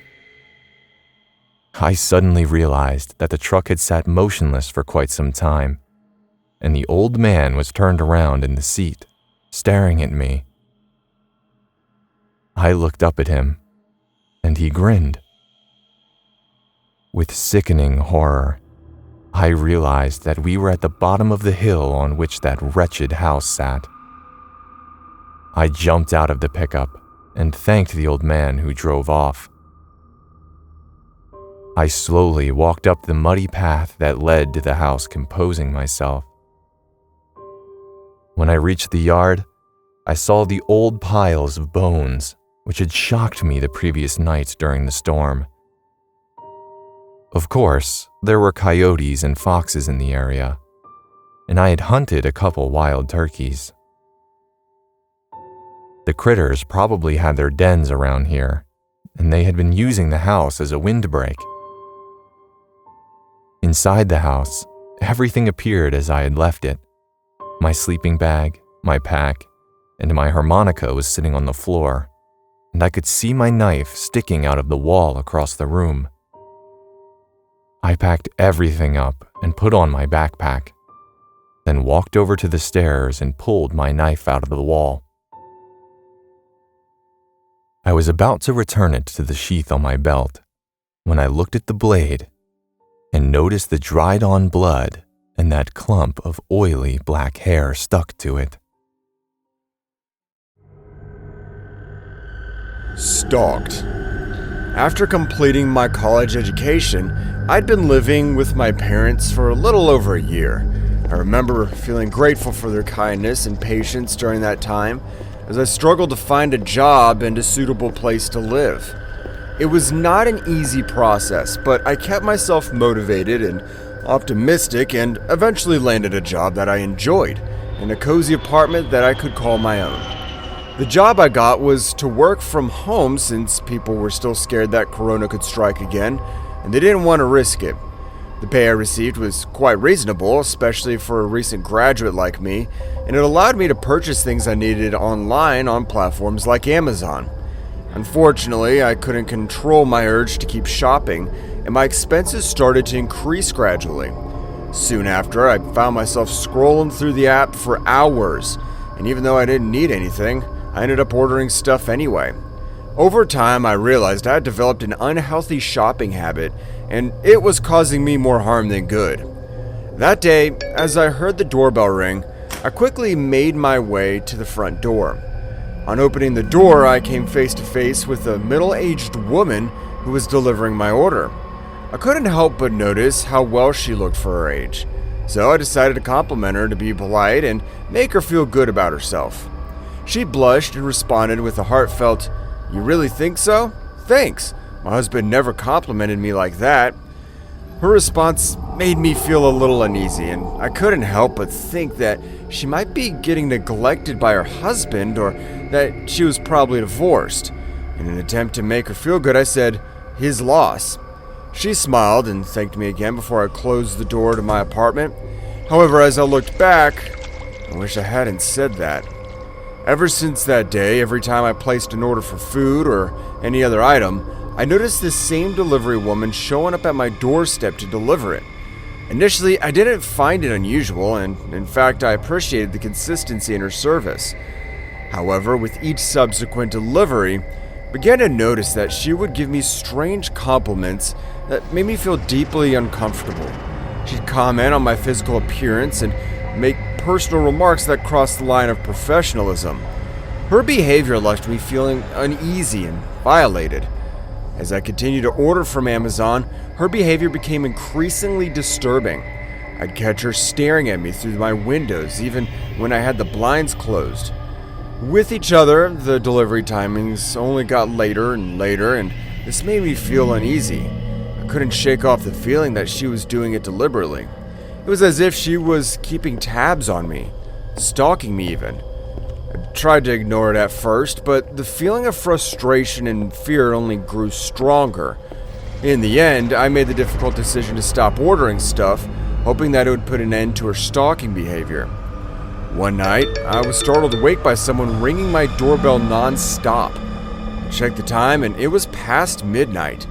Without much thought, I got up and went to check who it was, and as I opened the door, I found the delivery woman standing there with red eyes and smelling like alcohol. She grabbed my collar all of a sudden and asked in a very drunk voice why I stopped ordering stuff. I was terrified as to why she was doing this, but before I could say anything, she passed out. Now, I wasn't the kind of guy who would leave a drunk woman alone at my doorstep so predators could take their chances, no matter how much of a creep the woman was. But I didn't want to let her inside my house either, so I called the police and informed them about everything. Soon after, 2 officers arrived and escorted her. A few days went by, and that day I was out shopping at Walmart. When I came home, I was terrified to see that woman sitting on my couch waiting for me. She had a crazed look in her eyes as she looked at me entering. I asked what is she doing inside and how she got in, and she just looked at me weirdly and said, "I'm here for you. I want to make you the happiest man on earth." Trust me, being a man doesn't automatically mean that we would feel flattered or happy if a woman were to stalk us. On the contrary, it could be an incredibly frightening experience, as I was at the moment. I felt a sense of unease and vulnerability, knowing that if things went wrong, she could easily make false accusations against me. As a man, I also felt that I might not be believed if I tried to report what was happening to me. Feeling terrified and overwhelmed and unsure of what to do, I nervously stepped out of my apartment and quickly dialed my mom's phone number. As soon as she answered, I poured out my heart and explained what had happened in my life over the past few days. My mom's voice soon turned fierce with anger as she listened to my story, and she promised to come to my aid immediately. Within just a few minutes, my mom arrived at my doorstep, and before heading in, she suggested that I go to her house where I'd be safe. I don't know what my mom had said to that woman, but after that day, I never saw her again. Before we parted ways, my mom offered me a word of advice that I've never forgotten. She warned me never to compliment another woman unless it was her or my girlfriend.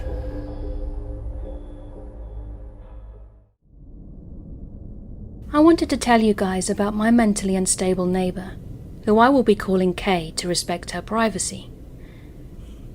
Because I don't want to call her crazy or anything else that contributes to the stigmatism of severe mental illness, this story isn't going to be exaggerated to be more creepy than what it was.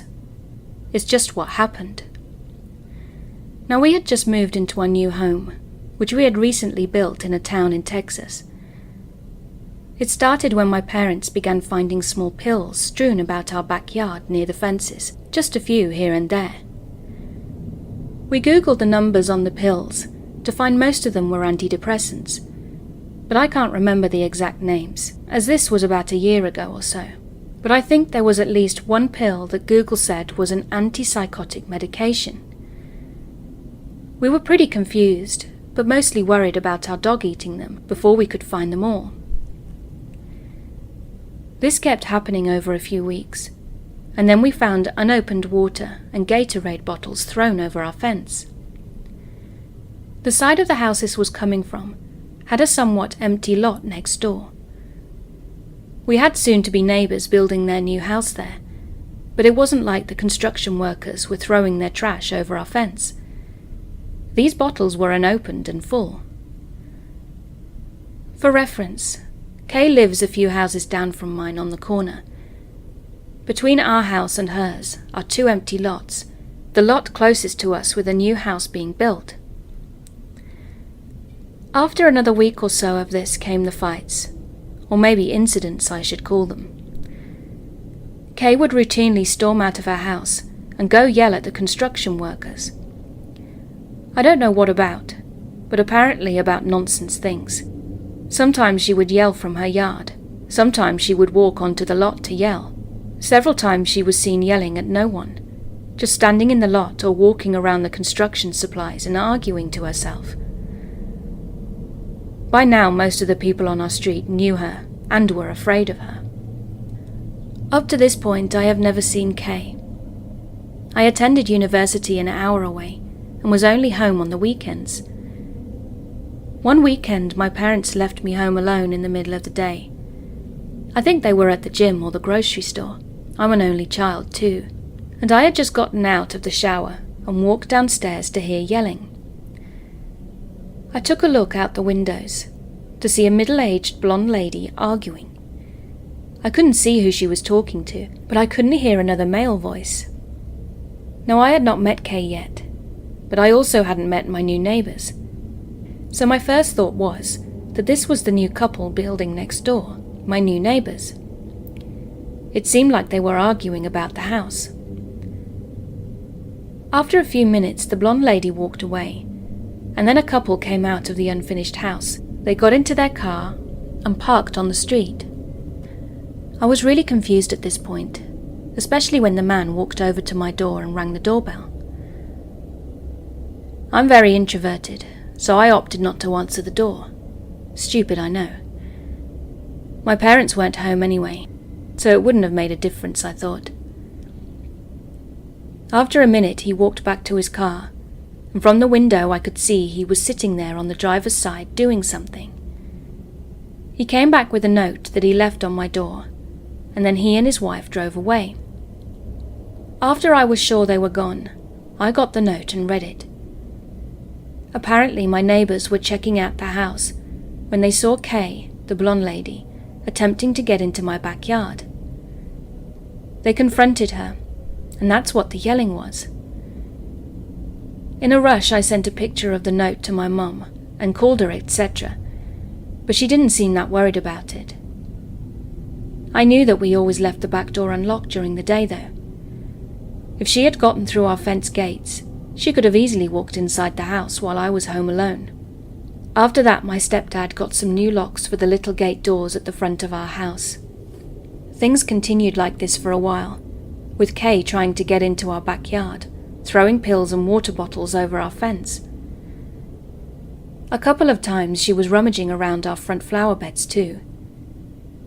And there was one instance which really unnerved my parents. We have a small alleyway that runs behind our house, connecting everyone's driveways. And another neighbor, who lives across the alleyway from us, contacted my parents to let them know they had seen Kay looming around our back fence at 3 a.m. that night. Not sure why those neighbors were awake at that time, but they said Kay was just standing there in the middle of the alleyway, staring at our back fence. Knowing we had someone essentially casing our house in the middle of the night, it was really starting to freak us out. The guy who built our house, who I'm naming Jay, somehow got in contact with someone who knew Kay's family pretty well. Everyone was wanting answers as to why Kay was acting like this, and since Jay had built most of the houses in the area and was well connected, people were asking him. I think he was friends with the realtor who sold the house to Kay, but I'm not sure. But Jay was able to give us a lot of information about her. Apparently her family was rich and owned a very big corporation, like one of the biggest in the US, and her family had essentially placed her in this house, away from the rest of them, as they didn't want to deal with her mental illnesses. But more importantly, 2 years ago, her only son died of a drug overdose, and she's been unstable ever since. I'm not sure if she thinks we're holding him hostage, or his ghost is here or what. But that's why. She's been to several psychiatric hospitals throughout her life, and now she's stopped taking her medication because she's throwing it over our fence. Things finally came to a head in January of 2020, when during one of her usual arguments with the construction workers, she pulled out a BB gun. She was already very aggressive, so the BB gun just made things 100 times worse. I don't know if she just threatened to shoot them or if she actually did, but the cops were called regardless. It took them a while to talk her down, with several police officers swarming the street with big guns. I'm thankful that my parents had been filing police reports, so when they came they knew about Kay's history of mental illness. I'm both grateful and a little surprised that they handled the situation so well, because not a lot of police departments properly train their officers to deal with mentally ill patients, especially ones experiencing psychosis. Anyway, after that incident, Kay was not seen for a long time. We heard she was in a psychiatric hospital for many months, after which she returned to our neighborhood. She's doing much better now. She no longer does any of the strange behaviors she used to, and almost every day, me and my parents see her walk her dog past our house. She's clearly sticking to her routine, and I'm happy for her. Shush, I have to tell you something. I was going to the second floor when Bonnie suddenly appeared, grabbed my hand, and dragged me to the bathroom. She looked around for a bit, and then locked it from inside. What is it? What are you doing? You know if someone were to see us, they will get the wrong idea. I started to panic, because it was the women's bathroom where she dragged me. What I'm going to tell you is something very serious, so promise me that you won't tell anyone about it, she said, looking into my eyes with a dead serious look, which made my heart flutter a bit. Fine, I won't tell anyone, I said while looking away from her eyes. No, promise me first, she said, grabbing my face and turning it toward her by making me look into her eyes. Okay, I promise, I said while pulling myself away from her grip. You know my friend Martha, who works as a receptionist in A Block. She again grabbed my face and made me look into her eyes. Yeah, what about her? And please speak without grabbing my face. My ears are just fine. I grabbed her hand and said while holding it. She is being harassed by someone from a high position, she said, looking all concerned. What? She's being harassed? Who told you this? I asked her in disbelief, because our company had a strict no harassment policy for everyone, and if someone felt threatened, they could report it. I saw bruises on her back and took her to the cafe to ask her. She just wouldn't stop crying. But she did not tell me who's doing this to her, she said. Why have you not reported it yet? I asked. Did you not hear me earlier? It's someone working at a higher position, and if she cannot report it, it then means that they have influence to affect the decision of the security department as well, she said and took out her phone. What are you doing on your phone? I looked at her phone and asked. I sneakily recorded half of Martha's conversation so I can report it for her instead, she said and started to type something. What do you think you're doing? I snatched her phone away from her hand. I'm mailing this to the director, she said with a brave, innocent look in her eyes, which made me want to kiss her and at the same time bump my head purposely on the wall. What if the director is the one harassing her? Don't forget that most of these meetings are held in that place. I erased the message she was typing and handed the phone back to her. That was when someone started knocking on the door. I got nervous and looked at her helplessly because if we were to get caught, we would be in a hell of a lot of trouble. Sorry, it's me, Bonnie. I had a period disaster, so it can take a bit longer. Can you please use the bathroom on the upper floor? Thank you in advance, she shouted without waiting for a response.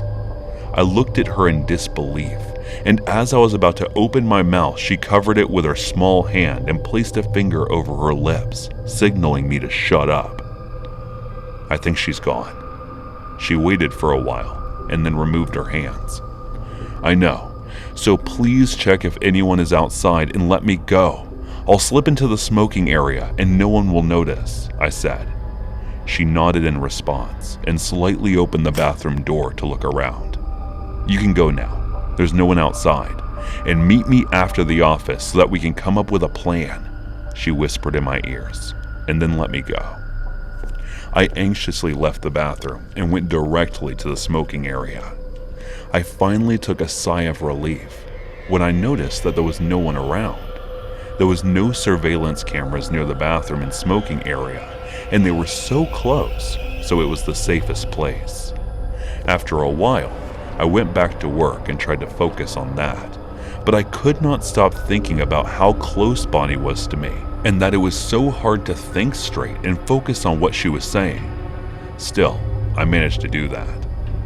After work, I headed out first and called Bonnie. She told me that she was already waiting for me in the park near the coffee place. I immediately drove there and saw her sitting on a bench, and as soon as I reached there, she told me that she had already thought of a plan by then. I was impressed. But then I remembered it was Bonnie, and her ideas were also pretty bizarre. So I thought it'd be best if I hear it out first, then concluding that we should apply it. I was surprised to hear the idea was pretty good this time. All I had to do was buy her the micro hidden camera and fit it into a necklace. The next day, I told Bonnie that the necklace she wanted would arrive by tomorrow morning, and she just nodded her head. We decided not to speak that much with each other in the office, so no one suspects anything. Well, it was Bonnie's idea, and unnecessary because everyone in the office knew we were childhood friends. So now they were thinking that either we had a major fight or we have started to date, which, by the way, I made clear, saying that we had a fight, and Bonnie was angry with me. They pretty much believed my lie, and I wasn't that surprised either. When the necklace was delivered, I called her to my place and gave it to her. The next morning, she gifted it to Martha and made her wear it forcefully. But Martha was naive, and she did not suspect a thing. She technically threatened her to keep wearing it at all times no matter what, because it's a symbol of their friendship. After that, she let her go to work. Trust me when I say that sometimes Bonnie scares me. 2 days later, Bonnie went ahead and asked Martha to give the necklace back to her, but she gave her an excuse, saying the necklace she wanted to gift her was exchanged by someone else's, and that person was asking for it back. I don't know where she came up with such excuses, but what surprised me even more was that Martha believed her and gave it back. The necklace had a hidden camera, and there was a chip in it that had recorded everything that had happened with Martha for the past 2 days. She removed the chip from the necklace and then took it home with her to search for evidence. That night, I got a call from her around 11:58 p.m., and she told me that she found the person who was harassing Martha.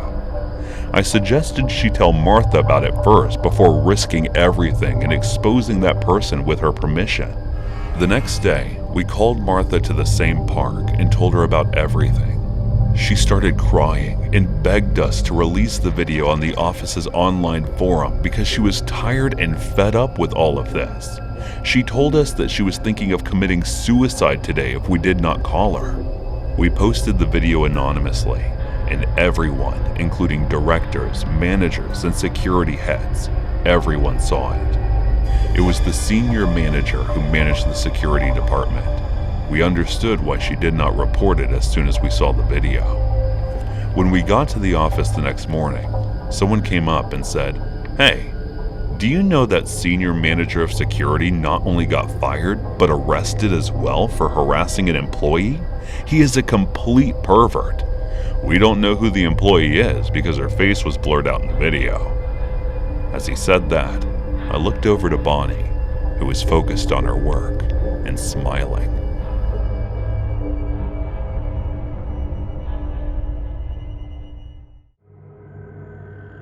Finally, I got the admission letter for my dream college. I had already prepared everything in advance so that I don't forget about necessary things, as my college is very far from my place. It was the first time I was going to live somewhere on my own, although my father had already looked for a hostel where I was going to reside. And not to mention, I was full of joy, but was a bit scared and nervous as well. My school life was as amazing as I experienced all kinds of challenges, and I was a topper in my class. It was all nice, and I wanted to do a commendable job in my college life as well. The day finally came when I had to leave my house. My father took me to the hostel, and I was filled with emotions when I saw him leaving. It was my first day in the hostel. I was allotted a 3-seater room. There was this one girl I saw running outside the hostel. The same girl was my roommate, coincidentally.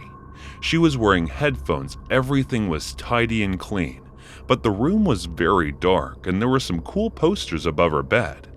I settled down, and as I was unpacking my things, another girl came and asked me if I needed any help. She was very talkative, and her name was Alan. Alan then introduced me to Frey Jordan, the headphone girl. Alan told me that Frey is always wearing headphones and she's an introvert. Everything was going normal. We left for the dining room. Frey took her food to the room to eat alone, and I had to eat with Alan as I couldn't say no. That day seemed very long. We finished our meals, and after taking a round of dorm, we came back to room and I slept. In the middle of the night, I woke up to go to the washroom when I heard some whispers coming from the lawn area. I thought I should go take a look, but when I did, there was actually nothing. I thought maybe it's just the wind. Next day, it was the first day of my college, and it was the chemistry class when a latecomer entered with a mask on his face. He was a second year, and it was a joint class. He came to me and said, "Dorothy, right?" He got my name from the introduction I gave, so his name was Nicole. He asked me to call him Nick. He looked nice and became friendly very easily. After college was over, Nick asked me if I could drop to my hostel. I was shocked that I never mentioned in my introduction that I lived in a hostel, so I asked how he got to know. He said, "Oh, I'm smart, and isn't it very normal?" I thought, yeah, it makes sense. We reached outside the hostel gate when Frey looked at me for a second and started walking faster into the dorm. Nick left and I came back to my room. Frey was there writing her journal or something. I tried to talk to her. I couldn't tell if she looked scared or it was my imagination. The next day when I woke up, I found out Frey had left the hostel and went back home. Alan told me someone in her family was sick, so she had to leave. Somehow it didn't make sense to me as it was so sudden. That night, Alan asked me to join her at a party. I couldn't deny again. The party was in a rented place by Alan and her group, so that they could do parties and all there. So I went to the party with Alan, but then I saw Nick. He was coming towards me with 2 glasses in his hands and offered me wine. I told him I don't drink. He says, "Dorth, it's your college life. Enjoy." So I drank the wine and enjoyed the music with Nick. I looked at my watch and realized it's already 9 p.m. and we had to reach prior 10 in order to get entry. I started looking for Alan everywhere, and I had lost track of Nick as well. There was no network that I can call Alan, so when I went outside for network, and I lost my mind from what I saw. I saw Frey's body hanging like a goat at a butcher shop without her eyeballs, and there were some powerful people with guns having a conversation with Alan. I went crazy when I saw Nick there smiling right behind Alan. I was in despair with the fear, trembling and shaking.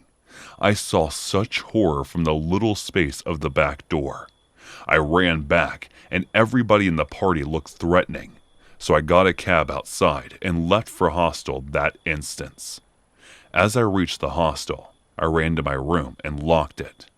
I sat near my bed and stuffed my mouth with my fingers so that no one can hear me wailing. Then I found the journal that Frey used to write. She had written how Alan, Nick, and others blackmailed her with her bathroom pictures for months and asked her to do many things for their sake. Frey mentioned that she found out that Nick and Alan were doing illegal drug businesses and were drug addicts who would do anything for drugs. Before I came in the room, there was another girl that stopped coming. Suddenly, I found her mobile in Alan's cupboard, and in the next page, she wrote that I think they suspected me. Then she wrote that Alan and Nick met her and threatened her for life, saying they will send pictures all over. She kept her mouth shut. I was trembling. I couldn't read more. So I called my brother and told him everything. After that, he called the police right away, and police reached before my family could. I was with the warden. Everybody was shocked and thrilled with what they heard and saw. Nick and Alan were captured by the police, and after investigations, truth came in light. They were in an organ traffickers with some criminals who were giving them drugs and in exchange asked for human organs. I left that place and came back to my hometown. After that, I got admission in a nearby college. My brother used to drop and pick me up for months. It was the scariest experience of my entire life. Donna? As I saw her figure amidst the crowd, I rushed there. "Jack, where are you going? I was in the middle of talking. Jack!" I heard my date calling me from behind, but I ignored her since finding Donna was more important to me than dating. I looked around for several hours as the crowd started to fade, and there was no sign of her. Did I imagine it? Was I mistaken by someone else? As these questions crossed my mind, I was reminded of the girl I asked out over Hinge, whom I ditched to chase over a shadow. I called on her number and wasn't even a slight bit surprised that she blocked me. Who wouldn't? If I was in a normal condition, even I would block the person who ran off in the middle of a date. Dating was never my idea in the first place. My best friend Joseph was the one who installed Hinge on my phone and set this date up for me. I did chat with the girl a few times, and she seemed nice and all, but my mind was distracted during the entire date. After sending an apologetic text, I threw my phone to the side of the bed, and then myself. As I stared at the ceiling, I couldn't help but remember the times I spent with her, and how much I regret not being able to stop her from leaving. Donna is my little sister, and among 5 siblings, she was the youngest and only sister, so she was loved by all. Of course, I was the one who was the second youngest and 2 years older than her, so my bond with her was the strongest. The two of us went to the same school. If anyone ever bullied her, she would run to me in the middle of class, and I would always stand up for her. That didn't mean that I left teasing and irritating her to the side. No, the more we hung out, the more we got on each other's nerves. Being the only girl in the family except for Mom, Donna had the privileges, and no one dared to raise their voice on her, except for me. The two of us fought like cat and mouse, and despite all the factors, she would still want to follow me around and play with me. I didn't mind it either, since I loved her just as much as everyone else. We all know how the families in USA work. Once the brothers start to turn 18, they move out one by one, leaving only the two of us with mom and dad. By the time Ethan, who was only 2 years older than me, moved, our oldest brother had proposed to her girlfriend for marriage. Even then, I didn't realize that my baby sister was starting to get quieter, and her behavior started to change. After Andrew's marriage, Logan also decided to start his family and moved with his fiancée. Then one day, Donna came to my room in the middle of the night to talk and asked if I would also move out of the house after turning 18. There was nothing I could say at the time since it was what I was, and my 18th birthday was 11 months away. To be honest, I didn't want to leave her all alone yet. I wasn't ready, but I knew very well that our parents wouldn't agree to me staying till her 18th birthday, so I didn't have a say in this. Besides, I'd already started to look for a place and was saving up money by working part-time.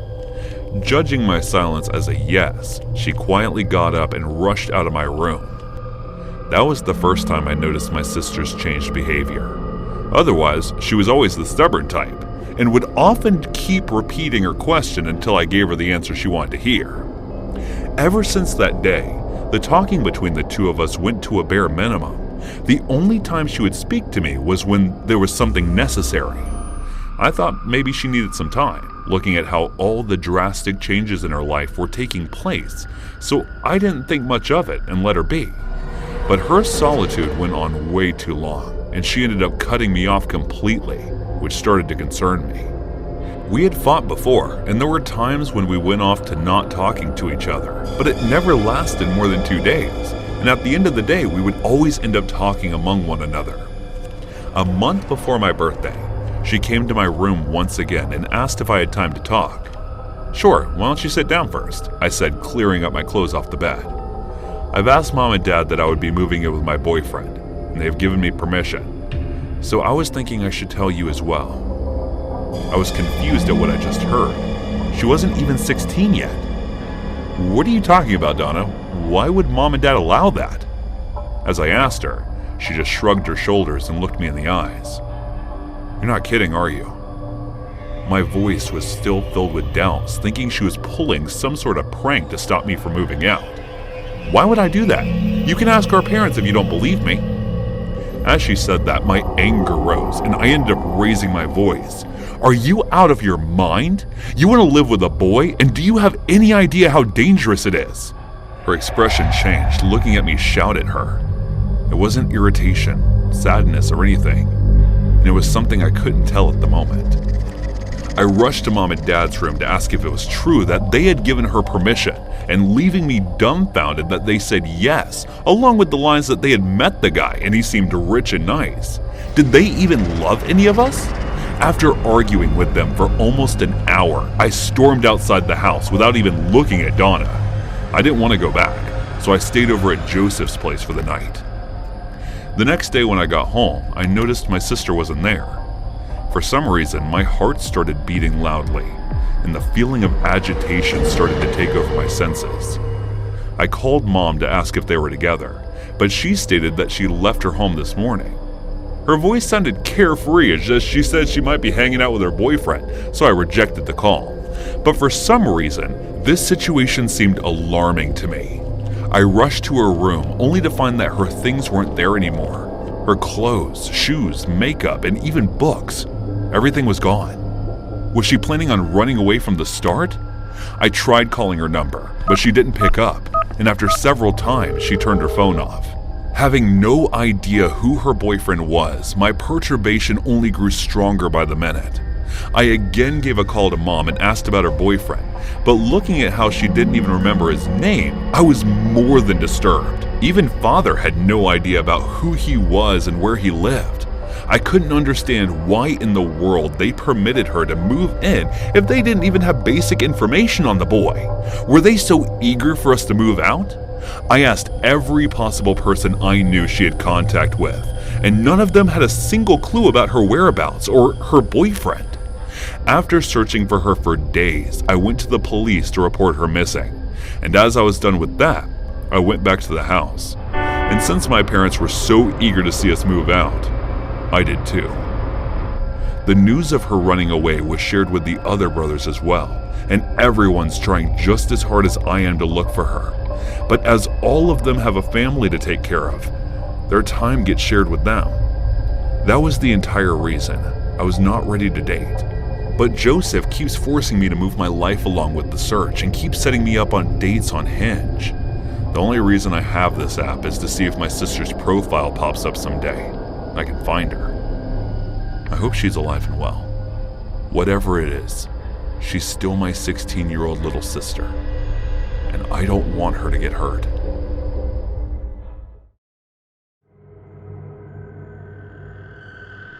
Once upon a time in the quiet town of Milberg, nestled somewhere in the heart of America, a 29-year-old man named Jake Anderson found himself entangled in a web of desperation and debt. Formerly employed at the local Domino's Pizza, Jake had recently faced the harsh reality of unemployment due to his struggles with alcohol addiction. Jake, who was now without a job and dealing with personal struggles, walked through the streets of Milberg. The smell of freshly baked pizzas filled the air, and he couldn't escape the sight of the Domino's sign in the distance, a constant reminder of the job he used to have. One evening, as the sun dipped below the horizon, Jake found himself standing across the street from the very Domino's pizza that had been a part of his daily life. The neon lights beckoned to him, casting a glow on his face as he contemplated his next move. Desperation gripped Jake's heart as he faced the mounting debts that loomed over him like a dark cloud. A recent eviction notice had forced him out of his apartment, and creditors were hounding him for the money he owed. His addiction had cost him his job at Domino's, leaving him with no means of earning an honest living. In the shadows, a figure emerged from the alley, a man with weary eyes and a hardened expression. It was Hank, Jake's former coworker at Domino's, who had witnessed Jake's downward spiral. Hank approached him, a mixture of concern and curiosity etched on his face. "Haven't seen you around here in a while, Jake. What brings you back to Domino's?" Hank inquired, his eyes narrowing with suspicion. Jake paused for a moment, his tired eyes showing the heaviness of his situation. "Hank, I'm in a really bad spot. I lost my job, got kicked out of my place, and debts are stacking up. I'm lost." Hank sighed, realizing how tough things were for Jake. "I understand. It's hard right now. But stealing from Domino's won't fix your problems, my friend." The words lingered in the air as Jake glanced at the Domino's Pizza storefront. The aroma of freshly baked pizza dough wafted towards them, stirring memories of happier times when Jake tossed pizzas in the kitchen with his coworkers. "I know it's wrong, Hank, but I'm desperate. I owe money to people who aren't the forgiving type. I need to repay them, and I've got nowhere else to turn," Jake confessed, his voice tinged with desperation. Hank scratched his head, torn between loyalty to a friend and the moral dilemma of aiding a theft. "There's gotta be another way, Jake. Let's figure something out together. Stealing from Domino's won't end well for either of us." As the two former coworkers engaged in a heartfelt conversation, a passerby overheard their dialogue and recognized Jake. It was Clara, another familiar face from the Domino's crew. She joined the conversation, her concern evident. "Jake, stealing is never the answer. We're a team, even if we're not working together anymore. Let's find a way to help you out of this mess," Clara suggested, her eyes reflecting a genuine desire to assist. The three of them worked together to think of ways to help Jake with his money troubles. As they talked, the words Domino's Pizza came up frequently, a reminder of the challenges they faced and the bonds they formed while working at the pizza place. Over the next few weeks, Hank and Clara rallied the support of the Milberg community. They organized a fundraiser at the local community center, leveraging the goodwill of their fellow citizens to help Jake get back on his feet. The news spread like wildfire, reaching even those who had never set foot in Domino's Pizza. The town of Milberg rallied behind Jake, demonstrating the power of compassion and community. The fundraiser exceeded expectations, providing Jake with enough funds to repay his debts and secure a fresh start. The Milberg Gazette covered the heartwarming story, emphasizing the role of unity and kindness in overcoming adversity. Standing in the midst of the crowd at the community center, Jake felt thankful and relieved. The future, which had seemed bleak before, now had a ray of hope, thanks to the kindness of those who had once worked alongside him at Domino's Pizza. In the end, Jake's journey taught him that sometimes, when life throws you a curveball, the support of a community can be the ultimate game changer. The Domino's Pizza, once a symbol of despair, became a beacon of hope and redemption for Jake and his newfound friends in Milberg. As days turned into weeks, Jake took the opportunity to turn his life around. With the financial assistance from the fundraiser, he enrolled in a rehabilitation program to address his alcohol addiction. The Milberg community continued to stand by him, offering emotional support and encouragement during his challenging journey to recovery. Meanwhile, the story of Milberg's compassion reached far beyond the town's borders. News outlets picked up the heartwarming tale of a community coming together to help one of its own. Offers of assistance and messages of support poured in from people across the country, inspired by the small town's display of empathy. With newfound determination, Jake emerged from rehabilitation with a fresh perspective on life. He rekindled his passion for pizza making, not as a means of employment this time, but as a therapeutic outlet. The local pizzeria, not Domino's this time, welcomed him to volunteer, providing him with an opportunity to rebuild his skills and confidence. Hank and Clara, too, found their lives enriched by the experience. The bonds formed during the challenging times at Domino's Pizza transformed into lifelong friendships. The trio, once connected by a shared workplace, now stood as a testament to the resilience of human connection.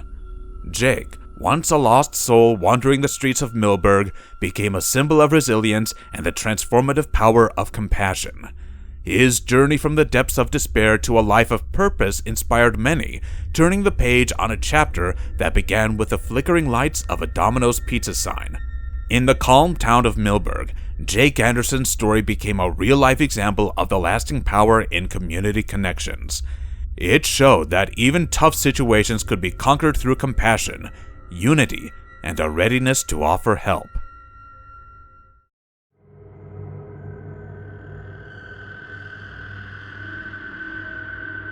I was raised over in Little John Island back in Maine. John has a small community of about 100 people just off the coast near Yarmouth. Technically speaking, it's long been incorporated into Yarmouth Township, and all the island kid bus across the bridges to the high schools there. But try telling that to the islanders. We never say we're from Yarmouth when people ask where we're from. We answer Little John every time. Maybe it's the fact that we're cut off by the ocean. Maybe it's just the people who live there. But this strong sense of togetherness and independence on Little John, kind of like a siege mentality only without the siege. As I said, the island kids used to catch the bus across the Talbot Road and the Sandy Point bridges in order to get to school, which included me. It just so happened that my favorite teacher, Coach Collins, was also an islander, and he was my favorite teacher for two reasons. Not only did he teach history and coach the senior ice hockey team, but he was just an all-around nice guy too, and he used to give me a ride home after practice. Since walking home during a Maine winter night can almost be downright dangerous. Coach Collins was the kind of guy that kids like me really looked up to. He almost turned pro after playing hockey in college, won a Bronze Star in Vietnam, and unlike many of his colleagues, in a way of talking to his students that made you feel like he was your cool uncle or something. He was the best. No one had a bad word to say about him. And for a long time, Coach Collins occupied some mythical status in the town's collective consciousness. So it's March 7th, 1989. I remember the exact date because Dino Ciccarelli was traded from the Minnesota North Stars to the Washington Capitals. He was the outlaw hockey player for a while, a complete jerk. But God, could he shoot a puck. And it was all we talked about at practice at night. Then in the middle of practice, I looked and see my girlfriend's best friend Kelly standing at the edge of the ice. She starts calling me over, and when I get a chance, I skate over to see what she wants. Kelly tells me that my girlfriend wanted me to call her as soon as I got home. From the way Kelly was acting, I knew it wasn't going to be good news. Consequently, I'm totally distracted for the rest of practice. My shooting sucks and I'm in a stinker of a mood. By the time it comes for Coach Collins to give me a ride home like usual, he does his regular approachable patriarch routine. He talks, he dishes out some wholesome advice, and suddenly I'm not catastrophizing so much anymore. I thank him, go inside, call on my girlfriend, and what are you now? She wants to break up. Coach's advice sort of stopped me from having a full-blown teenage heartbreak moment, but I was still upset. Only I couldn't just sit around eating ice cream and feeling sorry for myself. That was masculine upset. I was troubled, so to speak. I figured I'd steal one of my dad's beers and go for a walk in the woods, maybe stand out on Madeline Point looking all broody and such. So that's exactly what I did. Looking back on it, it was just puppy love, no big deal. But as I said, it bruised my ego enough to feel like heartbreak, and that's all that mattered, I suppose. Either way, I found myself wishing I could talk to Coach Collins about it again. A guy like that had seen and experienced so much, and he still managed to come home and start a happy, functional family. He'd know what to say. He'd know what it was I had to do. I'm almost a Madeline Point, and I'm right where there's a kind of fork in the dirt road. One way leads to the water. The other is the overgrown driveway of a long-abandoned house. Now the sun hasn't quite set by that time, and there's still a little bit of that blue twilight in the sky, and it gives the rotting old structure this awesomely creepy vibe. So creepy, in fact, that I almost soiled my pants when I heard some car horn let out the short, sharp horn from somewhere real close by. I had no idea anyone else was around. The whole point of walking out that far towards Madeline Point was so I could be on my own. And since the place was normally deserted during the drizzly Maine springtime, I was kinda spooked that anyone was there at all. But by that point, I'm a little buzzed and naturally curious. So I started cautiously padding off down the overgrown driveway, trying to find the source of the honk, when I finally saw the truck that seemed to be parked deliberately out of sight among the trees. I couldn't believe my eyes. Remember how I said I wish I had Coach Collins to talk to, that I could have really used some of that wholesome, cool uncle advice he'd always had on hand? Well, guess what? Like some miraculous act of God, whose truck should I find parked in the trees but Coach Collins? This is weirdly comic moments at first when I'm super happy to see his truck. But I also realize I'm carrying the beer I stole from my dad. I dart back out of sight, toss the beer, then start chomping on the stick to double mint that I've been carrying to get the smell of booze off my breath. I'm just about to come back around the trees for a second time when the passenger door of the coach's truck swings open. I watched as someone basically falls out of it, stumbles through the feet, then leans up against a tree and starts puking. I could tell right away it wasn't Coach Collins. It actually looked like a girl, and it was confirmed when I heard the kind of high-pitched puking sound she made.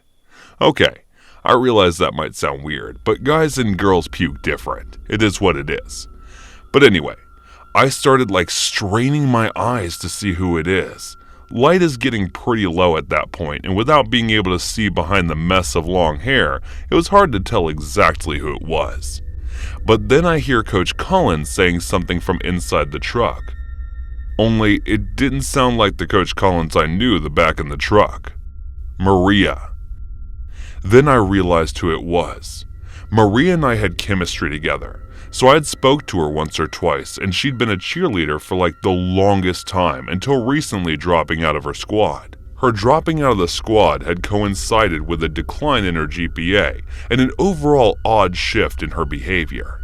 A bunch of rumors went around that ran the spectrum of patiently ridiculous to sinisterly believable, but the truth had remained in the dark. He had something was definitely having a negative effect on Maria.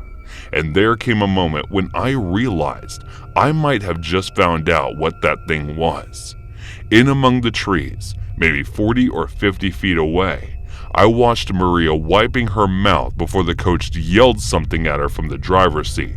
"Don't make me tell you again, Maria. Get back in the truck." Maria seemed to be fighting back tears, like getting back in the truck was the last thing on earth she wanted to do. Then I literally can't believe what I'm seeing as she turns, tug on her jeans a little that buttons and close. I'm glad I don't have to explain the connotation of that, because even after all these years later, the idea still makes my skin crawl. Only as Maria turns, I must have been leaning too far out from the tree I'm using for cover, because there's this one horrible moment where we both just lock eyes for a second. I assume I'm busted, so I start edging away before breaking into a run back toward Cousin Street. As I'm running, I keep expecting to hear the truck revving its engine, either to follow me or take off to avoid being seen again. But nothing happens. I just run and run and run until I reach the Talbot Road bridge that led back to Little John and home. Once I was home and had calmed down a bit, I started to wonder why I ran in the first place. I know it sounds horrible. In retrospect, the way Coach was talking to Maria should have told me everything I needed to know. There was a lack of empathy that she was vomiting, not to mention the question why she was vomiting in the first place. But I was young, scared, and embarrassingly drunk off of one beer, so I tried to rationalize. I didn't even really see Coach Collins, and it's possible that someone else in the area owned a truck the same model as his. Sure, the voice sounded like him, but that didn't mean it was. Besides, if something shady was going on, surely Maria would have told me since she'd seen me and all. But thinking of it, had she seen me? Maybe I just imagined she had. And if they were doing something awful, why not speed off or give chase? There was a lot that I could interpret as being totally harmless, but there was a disturbing amount that indicated that what I had seen was something very, very wrong. But then, what had to be do about it? Accuse Coach Collins, the small-town war hero, a father, a husband, the best hockey coach in the Northeast, of being a freaking predator? That was unthinkable to me. What if I accused him and there was a perfectly reasonable explanation? I'd be a pariah. I wouldn't be able to show my face around town, let alone at hockey practice. The same hockey practice I love had and he coached? I'm sorry to ramble. I just need you to understand my mindset about it and why I kept so quiet about the whole thing for like a straight week. I know it was the wrong play. And to everyone reading this, especially to Maria, and sorry, you just have to understand. I figure if anything was going to go down, it'd be the next day at school. Maybe Maria would confront me about spying on her or something. I had no idea. Everything was still so unclear at the time, hence my hesitancy to act on it. But nothing happened. No one said anything. Coach Collins passed me in the hallway and just said morning like he normally did. I tried to act normal about it. I tried to push it all way in the back of my mind. But I've never been very good at hiding the way I feel. I know people noticed the change in my attitude. Mother weekend, my mom was asking why I was being so quiet. I told her I was just tired, but I guess it's because it's the only thing I wanted to talk about was off limits. I especially couldn't act the same around Coach Collins, and it was only when I went to check out his truck after school that I got any sense of reassurance. I noticed that there was this big support our troops sticker on his back bumper, something I didn't remember seeing on the trunk in the woods that day. But as much as I tried to ignore it, the fact remains that I simply may not have noticed it at the time, because understandably I was very much distracted by other events. But still, I kept my mouth shut, and actually took a few more days before I actually did anything about it. The day I broke was exactly a week after the event for 7 nights straight. All I thought about before I drifted off into an uneasy sleep was the possibility of Coach Collins being the voice in the truck, of how if he was doing something seriously evil to Maria right under the noses of everyone in town, then I had to do something about it. I wouldn't be able to live with myself otherwise. So I decided to approach Maria. I couldn't just ask who she was with promise to keep my mouth shut and live with the consequences. I didn't have to drop Coach Collins' name, and I could just gauge her reaction to the question. And when I looked at it like that, it seemed all easy and simple. I mean, she told me if she needed help, right? And that's what I did. I came up with Maria after chemistry one afternoon, asked if I could talk to her in private. apologized for what I was about to ask, then just hit her with it. Who were you with near the power station last week? The way she looked at me at first made me think she was about to just deny it. This mocking and crazy kind of look. I cut her off with, I know as you I saw you. And you saw me too. I just need to know who you were with. After that, all her bluster just melted away, and the confident ex-cheerleader began to look like a scared little girl. No one, she said, and just walked off towards lockers. I tried one more time to talk to her about it, but as she walked past me in the school parking lot, all she had to say to me was, leave me alone. That was the crushing moment that I realized that my worst fears had come true. And then nothing about little John could ever be the same for me ever again. The trouble was, I was at something of an impasse. Even if I did tell the cops about the coach, she'd have to actually want to talk to someone about it. Otherwise, all I had was a baseless accusation that might ruin my life completely. If I was going to do anything, it needed to be well planned and delicately executed. But just what that was, I had no idea at the time. And the week since I saw Murray in the woods, I had skipped hockey practice twice. And the times I showed up, I ducked Coach Collins when he asked me about my usual ride home. But that evening, when I fumbled for some excuse about going over to a friend's house to study, he said something that made my stomach tie itself into a knot. Get in the truck. The tone was almost the exact same as he had been in the woods previously. If there was any doubt still left in my mind, there wasn't after that. Part of me wanted to just get in the truck and go back to pretending like I hadn't seen anything. Or if I did, it was all perfectly explainable. But the other part of me, the rational part, told me that getting in Coach Collins' truck was a very, very bad idea. I told him no. Nothing else. Just one solitary no.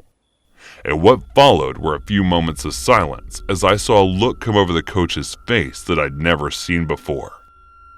He became cold, expressionless, and only later did it occur to me that what I was looking at might have been the last thing one or two Viet Cong guerrillas saw before. You know? Then he spoke. Have you got something you want to ask me, son? I just shook my head. Good. Because being so close to graduating, it would be a shame if anything were to keep you from your studies, wouldn't? He said, and waited for a response. And I didn't say a thing in reply. Kid like you has a lot of potential. You can enroll in some fancy college across the country, get some well-paid big city job, and just leave little John behind. Never look back. You understand me? The horrible thing was, I didn't understand. I heard what he said, and I saw the appeal, but I hated him. I felt betrayed, and I wanted everyone to know he was a liar, a cheat, and a predator. So after a week of doing nothing, I finally went home and told my mom I know it was something I should have done a week prior. It was obvious just from how tactful she knew how to handle the situation. She drove over to Maria's house, talked to Maria's mom. And private, she was quick to add. Then the pair of them approached Maria and just, I didn't even know, used their mom magic to just coax it out of her. But the time she got home around 10, just 3 hours after she left, she said Maria and her mom were ready to go to the police. Only the thing is, unlike Hollywood movies where there's usually some big resolution and everyone gets their just desserts, etc., this story doesn't have a real end to it. Coach Collins was questioned by police, but since the DEA or judge, whoever, didn't think there was enough evidence to push for a trial, the coach was never arrested or charged with anything. Maria, on the other hand, died in a car accident where the other driver was twice over the legal limit. Just smashed into her and her sister while they were coming back from Portland one night. It was a horrific tragedy and meant that whatever secrets Maria had went to her grave with her. But the cherry on top is not only was Coach Collins never punished for what he did, but he was right about me.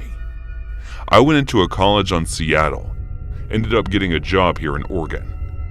Mom and Dad moved into Portland as they got older, so I've not been back to Little John in almost 20 years now, and honestly, I'd like to keep it that way. I can't stand small towns in general anymore. My wife thinks that's cutesy and kitsch, but only because she grew up in Chicago. Me, I know how small towns work. I know they all have dark secrets buried just below the surface. But unlike big cities where bad things happen all the time, people just don't see it. In small towns, people know all about the bad things, and it's not that they can't see it, they just choose not to.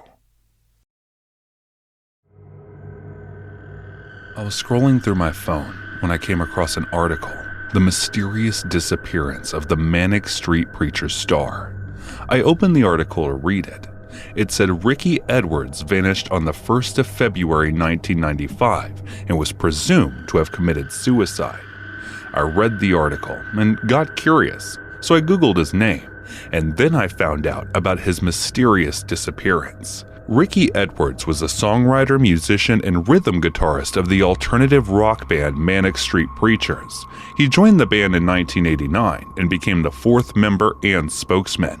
He had a younger sister, Rachel, and the two of them were very close.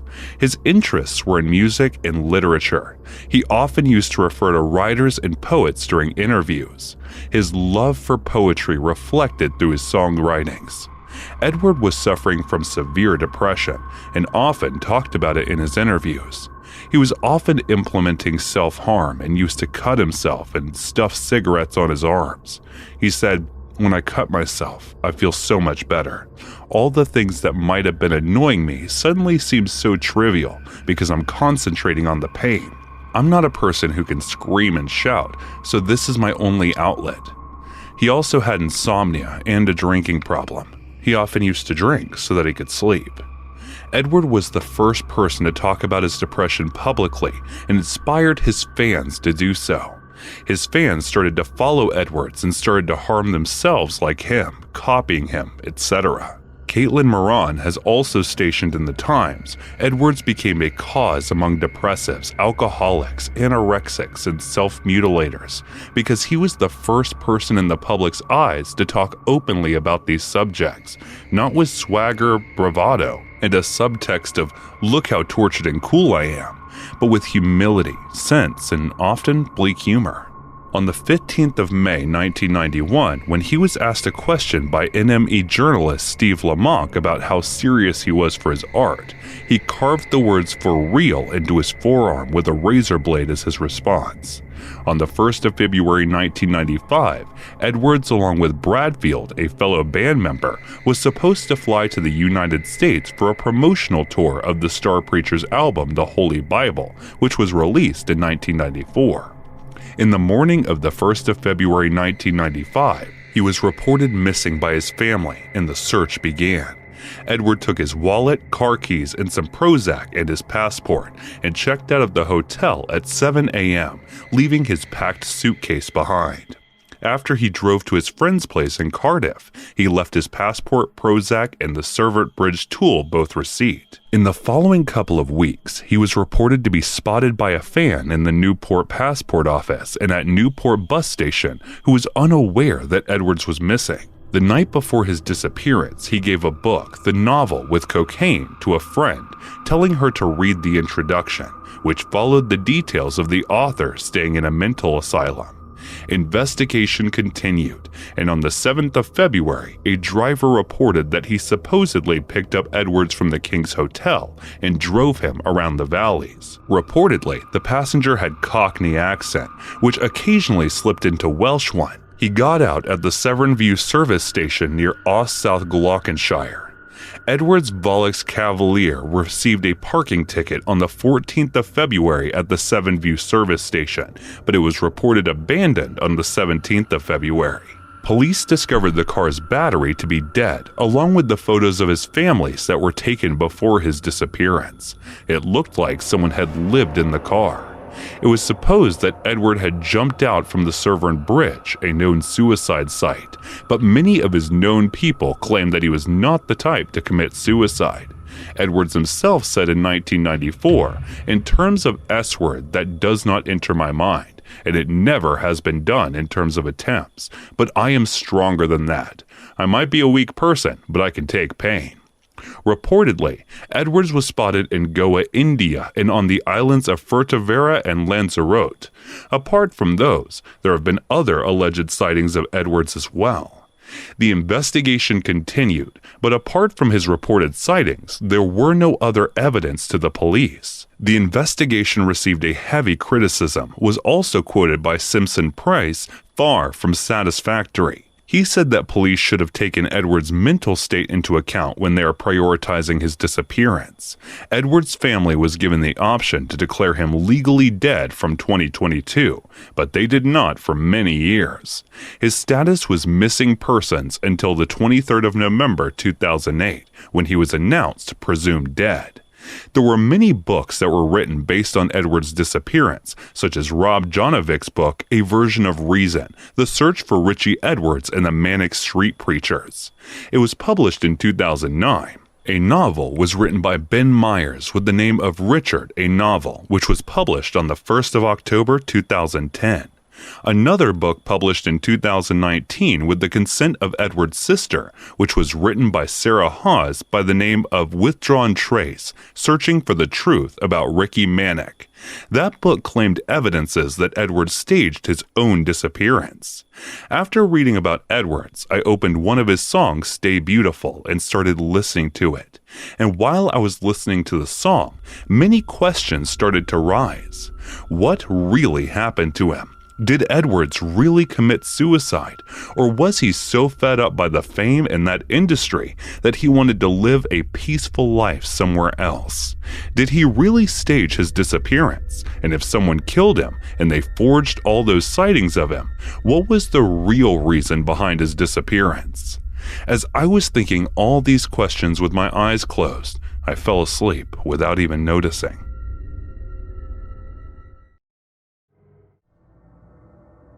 I live in a small rural community in the eastern United States. It's a nice little town, and because of my work in the medical field, I've met some interesting folks. I'm also familiar with law enforcement and emergency personnel.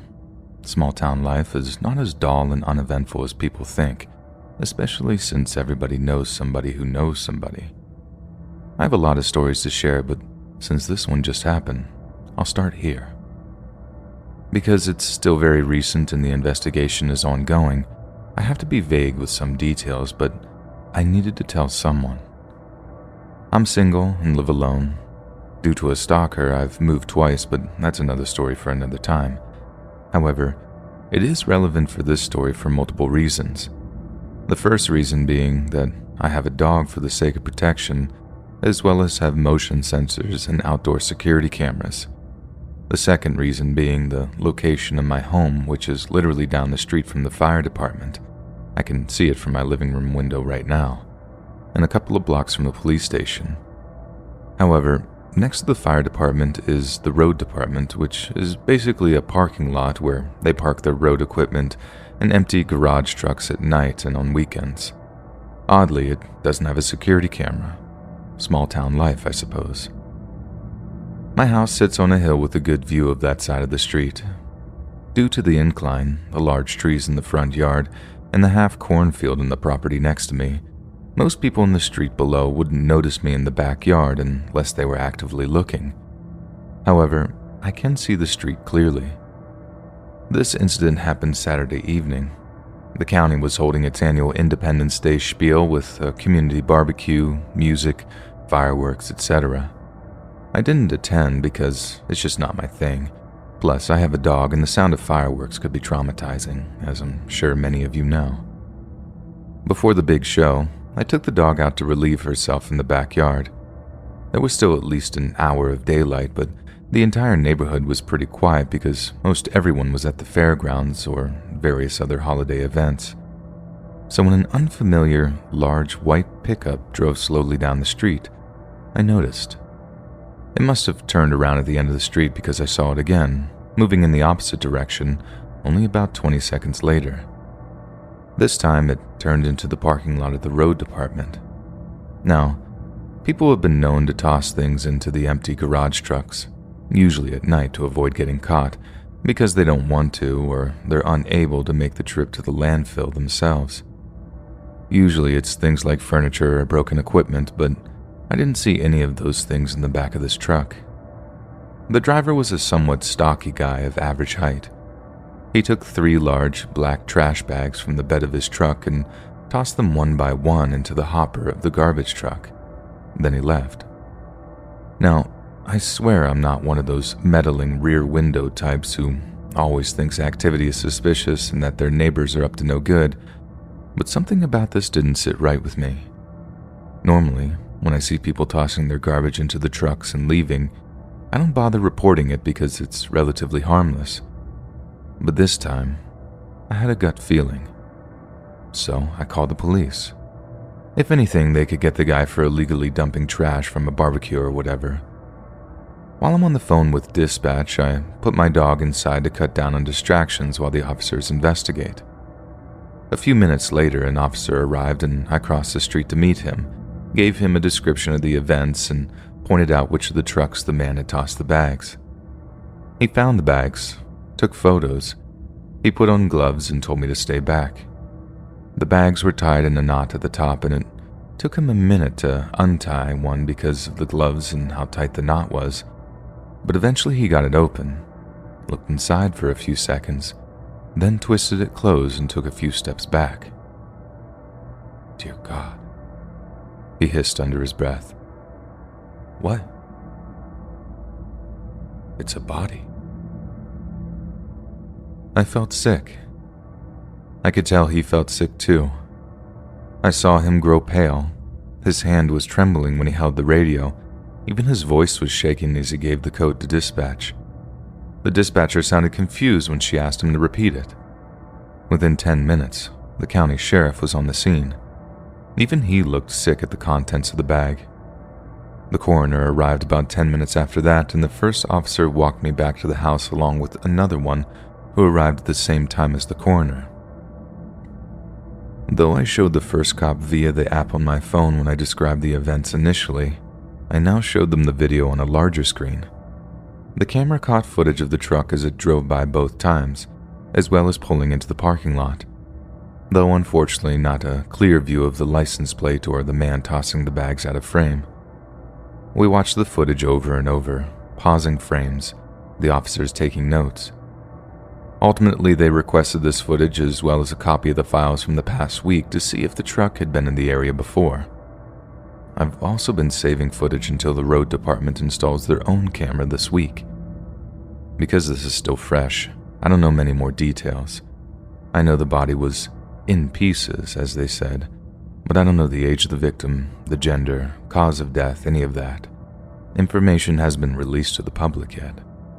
I don't know if the coroner has ever been able to identify the body yet. A police cruiser has been parked at the fire department next door for constant surveillance in case the guy comes back. The guy who dumped the body was likely a local. How else would he know that he could dump there? He probably thought it'd get buried in other people's illegal trash accumulated over the holiday weekend, and the sanitation crew wouldn't have bothered to investigate. When I think about how this guy lives in my community, it makes me physically ill. To think that he had clearly scouted the area for a dump site, that it may not have been the first time this had happened, that this could happen again. If I hadn't called it in, if I hadn't been in the backyard at the exact moment, or if I had ignored that gut feeling, the victim would have never been found, may never find potential justice. Their loved ones may never have closure. In fact, there's a possibility that it might just happen again to another poor soul, and I just hope that it's not me.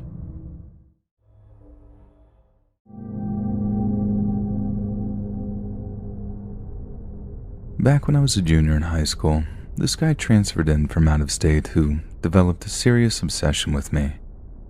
It started out kind of harmless at first.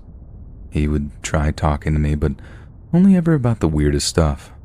Like if he'd been all sweet about asking me out, I definitely would have felt guilty turning him down, but because he was so obnoxious, I had zero qualms with telling him to get lost.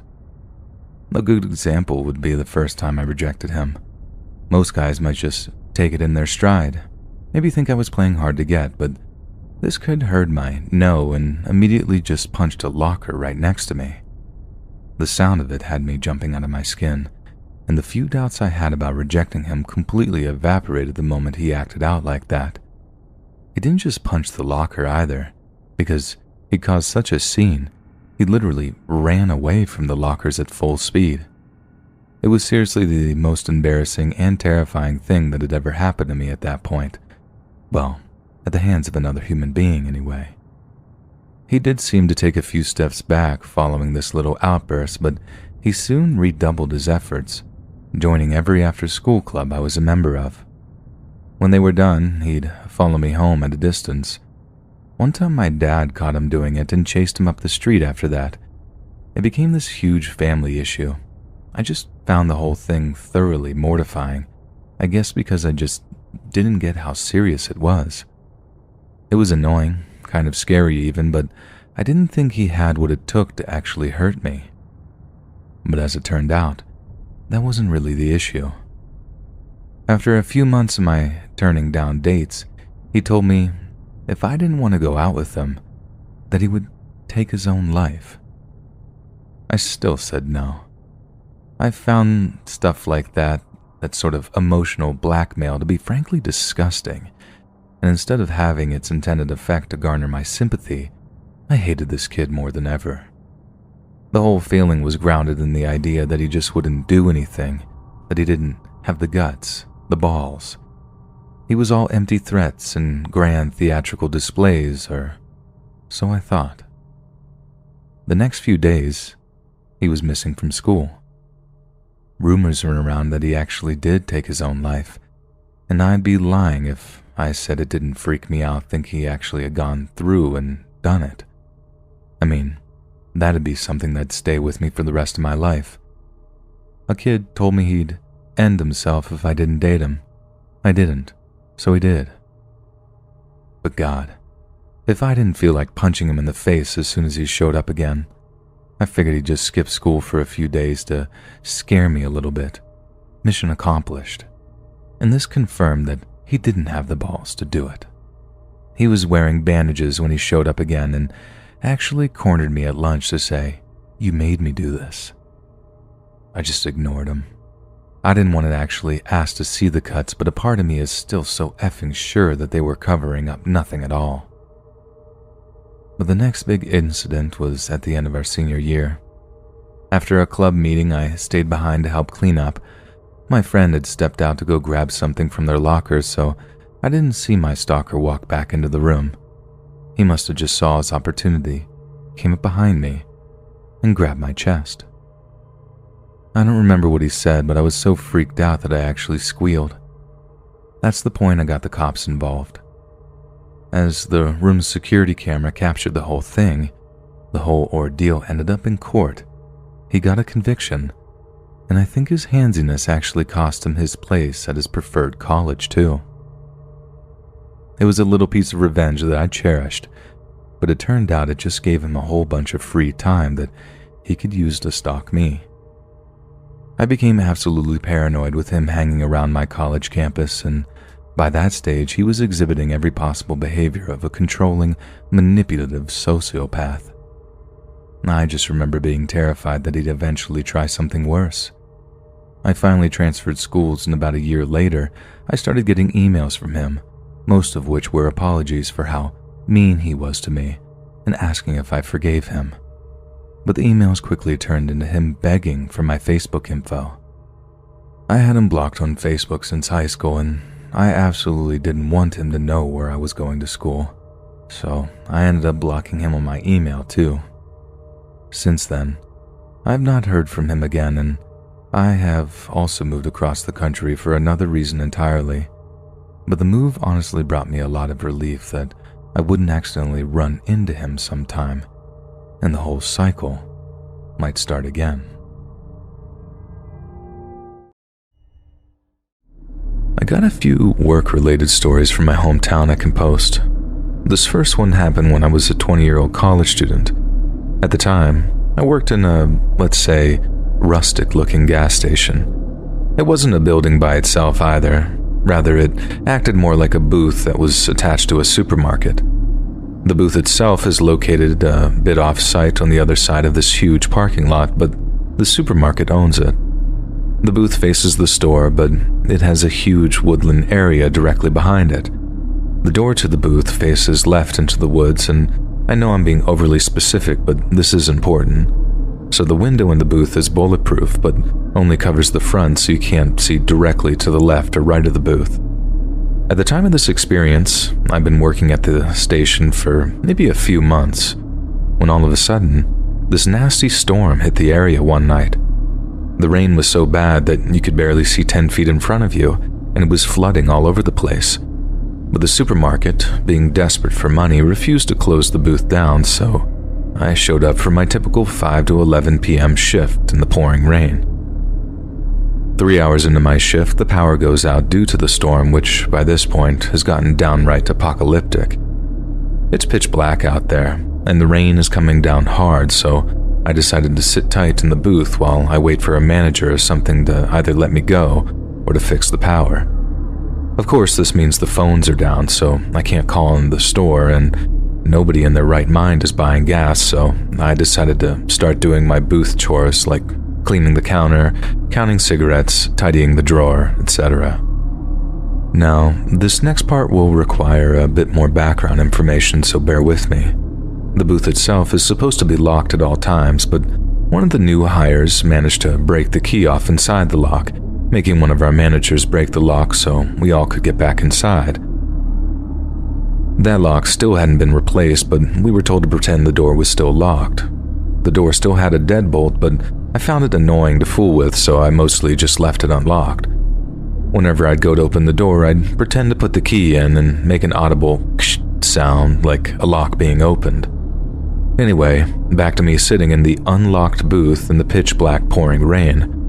I'm in the middle of my chores when I hear something outside the booth, like a muffled sort of splashing sound.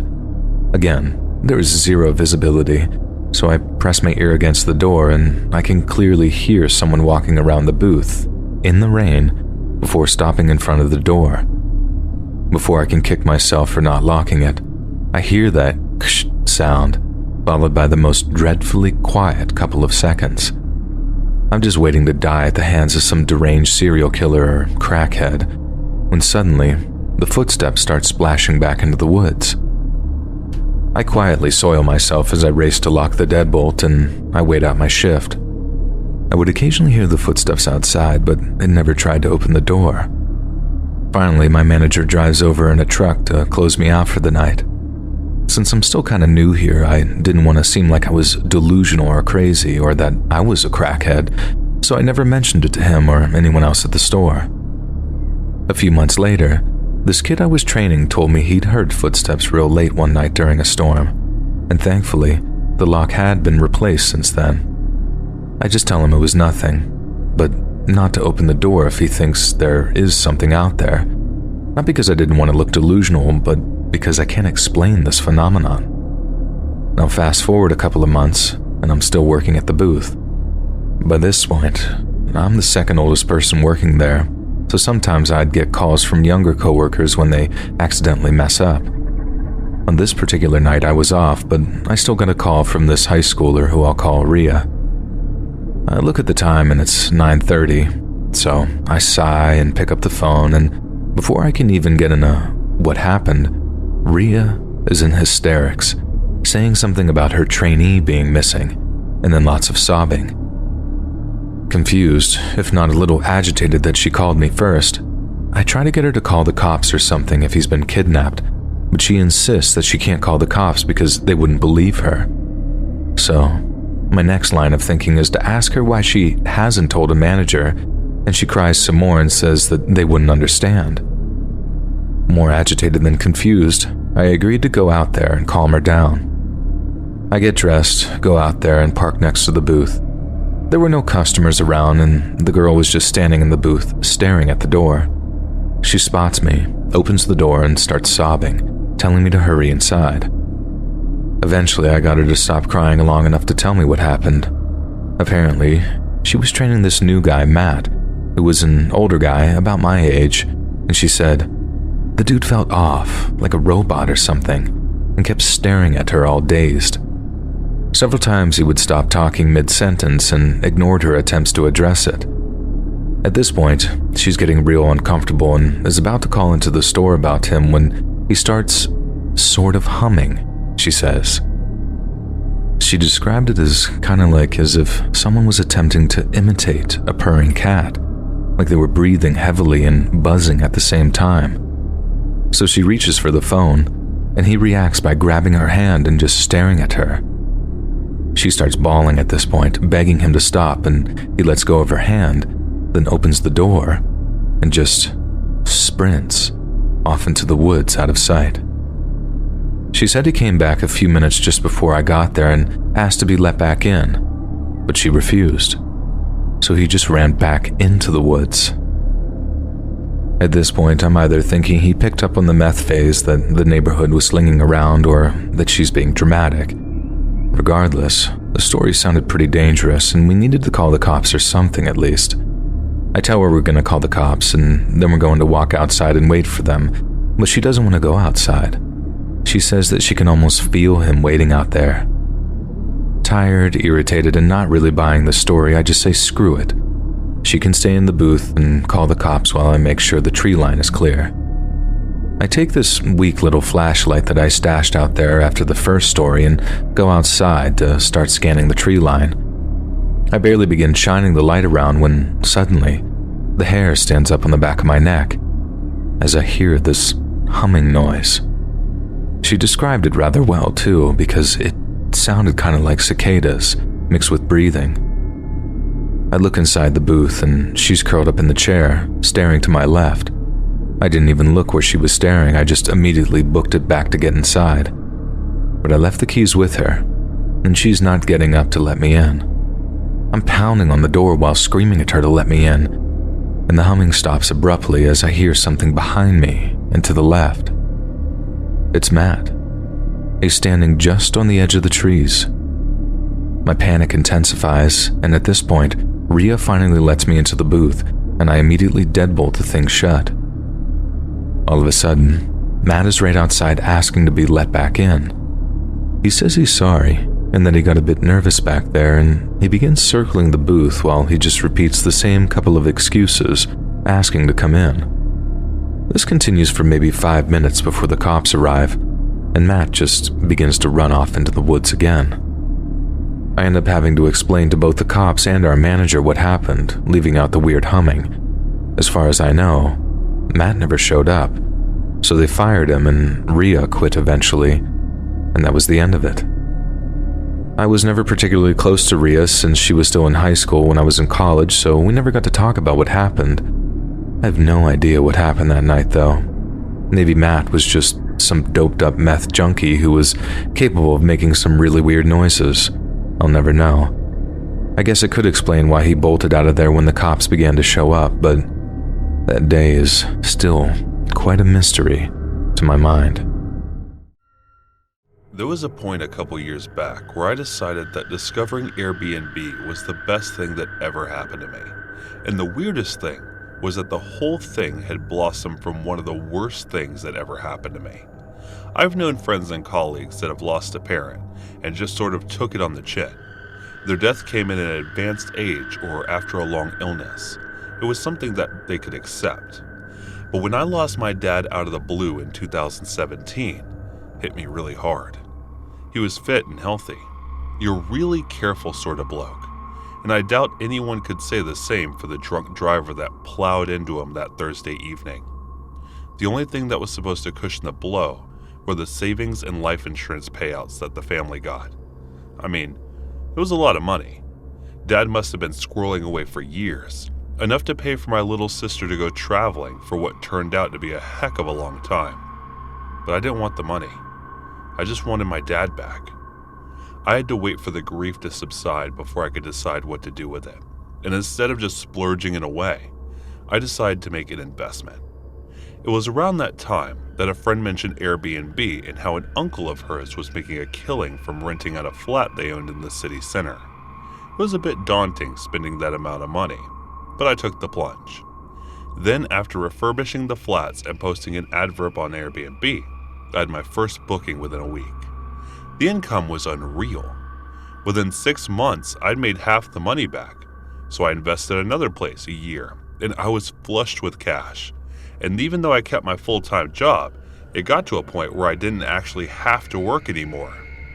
Cue fancy holidays, a huge car upgrade. Life was good.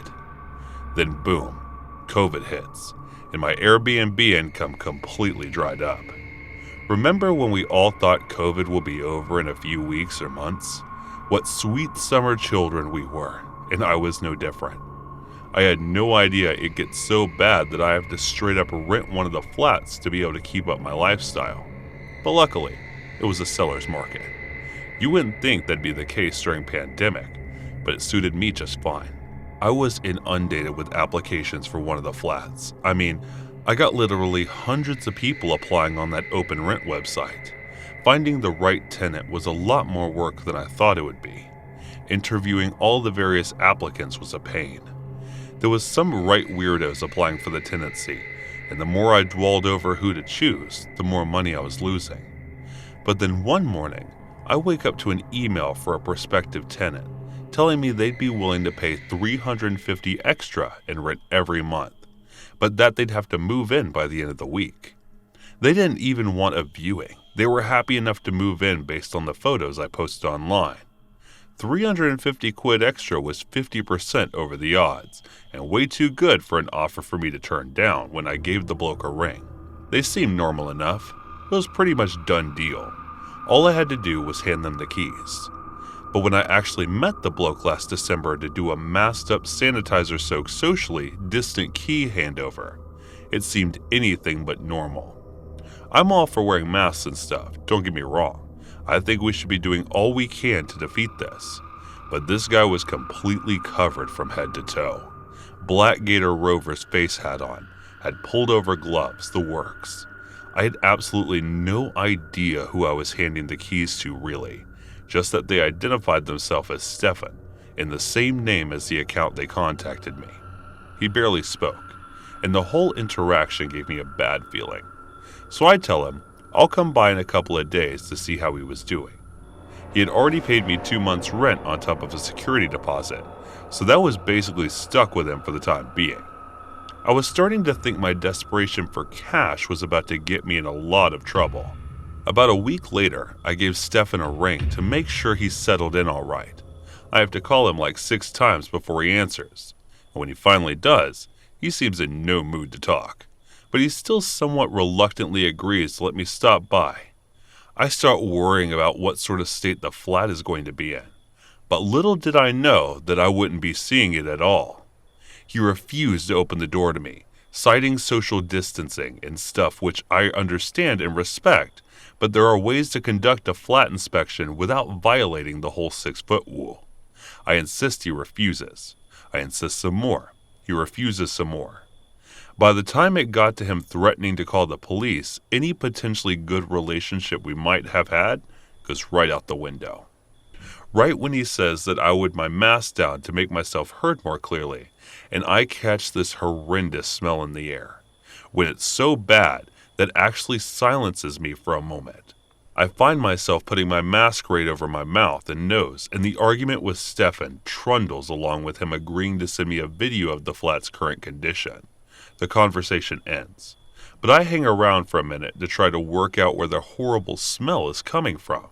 It seemed to permeate the entire corridor, like it was almost impossible to work out its exact source. And with it being so intense, nor did I want to, I just prayed it wasn't coming from the apartment. I just rented out. As you can imagine, I'm quite annoyed at that point.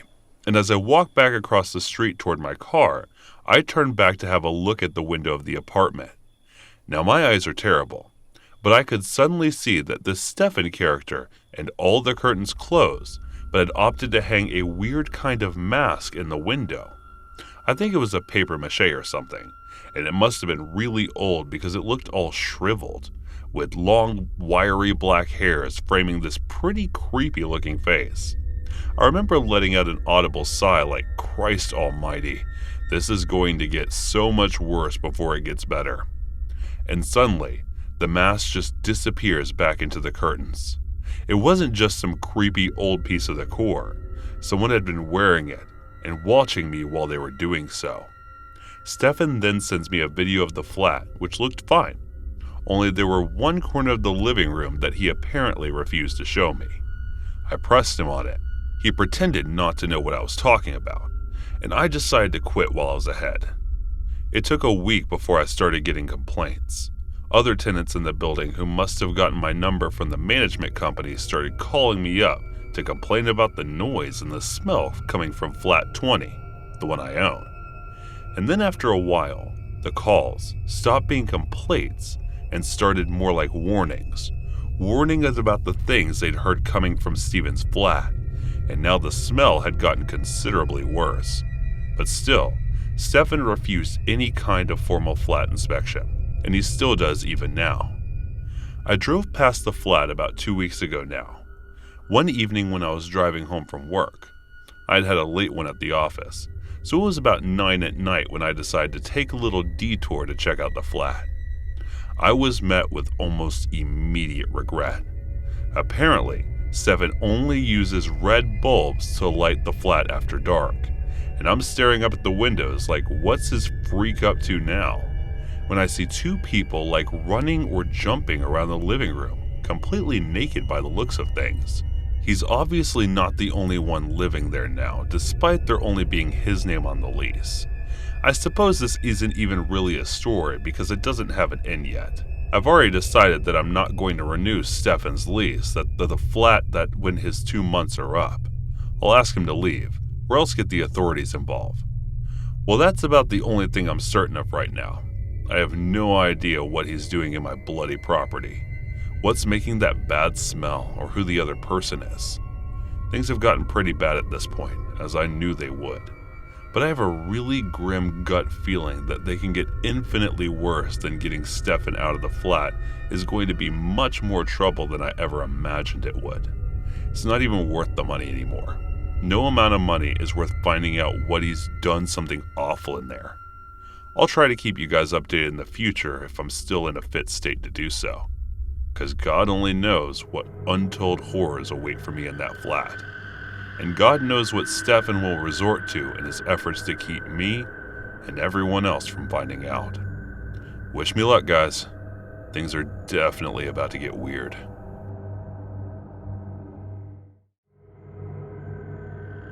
Born in London, England, 14-year-old Hannah Williams was living her life normally.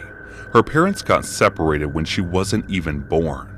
After giving birth, her mother raised her alone as a single parent. Hannah was fond of fashion, and she loved to go shopping in Deptford area where she often went for shopping, so the market traders knew her very well.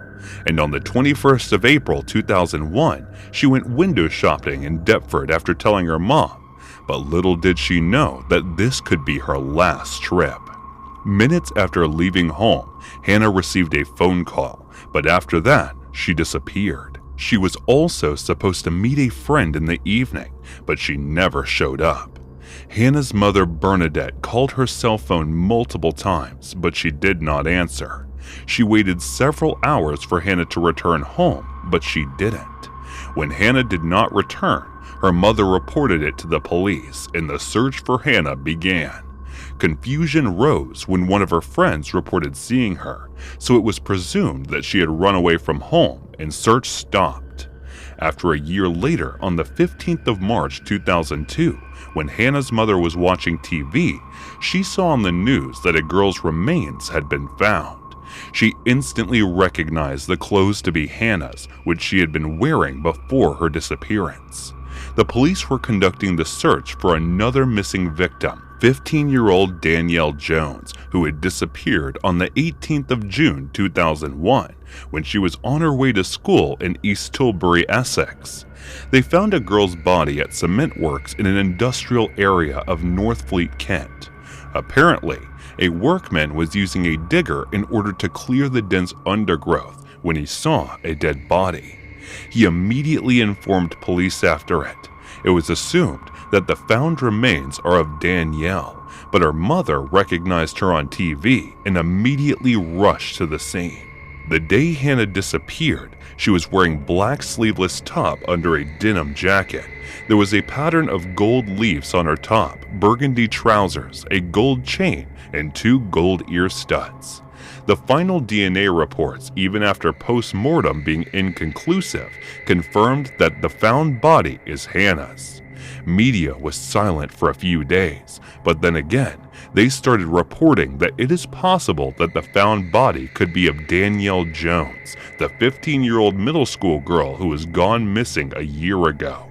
During the investigation, police found that right after she went to the shopping trip, Hannah received a phone call by the phone of a woman named Mary Skolin. The woman had an affair with Hannah's father and had been her friend after that. She was living with a man named Robert Howard back in 1999. That was when she introduced him to Hannah. He had previously been involved in multiple sex crimes and had a record about it, and Skolin had no idea about that. 8 days after the discovery of Hannah's dead body, police arrested Robert Howard on the 23rd of March 2002. According to a site, Mirror Online, police believe that Howard lured Hannah using 13-second call by Mary Skolin's device. Howard abducted her and raped her. When Hannah fought back in attempts to free herself from him, he strangled her by a blue rope. After killing Hannah, Howard wrapped her body in a tarpaulin and threw her in a tunnel in the abandoned Circle Cement Works in North Fleet. The blue rope was still tied around her neck when the body was found. Miss Skolin did not know about the crime history of her new boyfriend Howard, and when Hannah went to see her at her home on Montagham, South London, Hannah encountered Howard and was introduced by Miss Skolin. After Hannah Williams' body was discovered and Robert was arrested on the 23rd of March 2022, the trials began, and during the trial, his sex criminal history was revealed.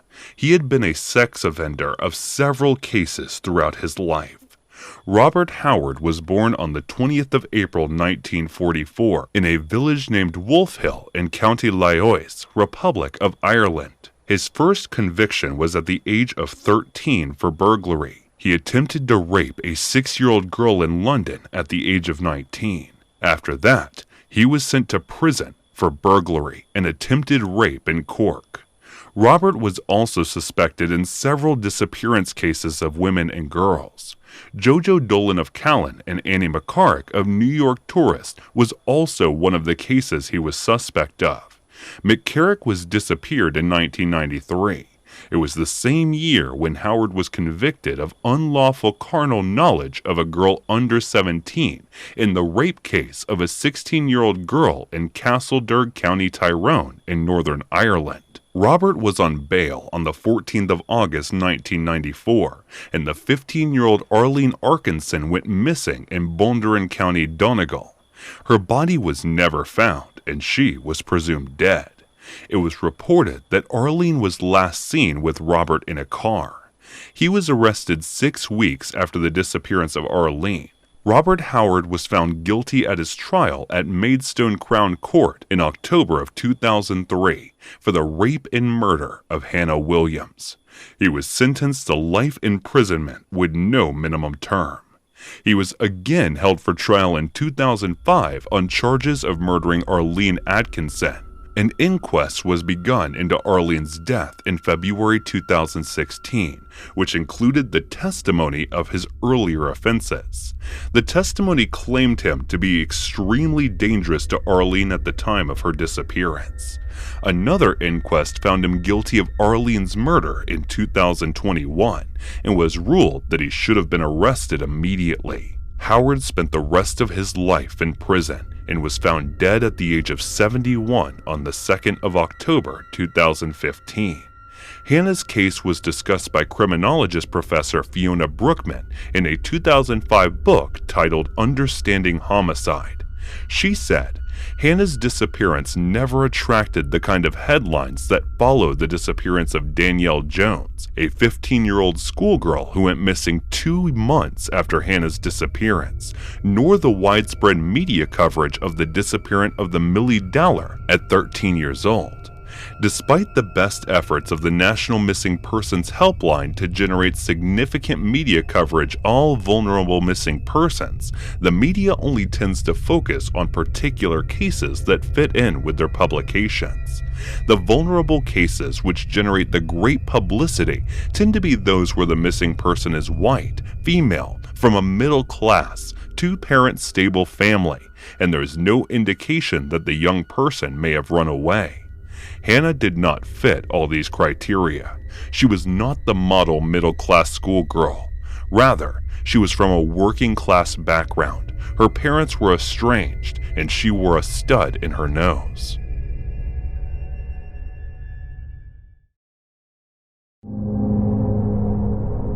I'll always think of Leah as my first love.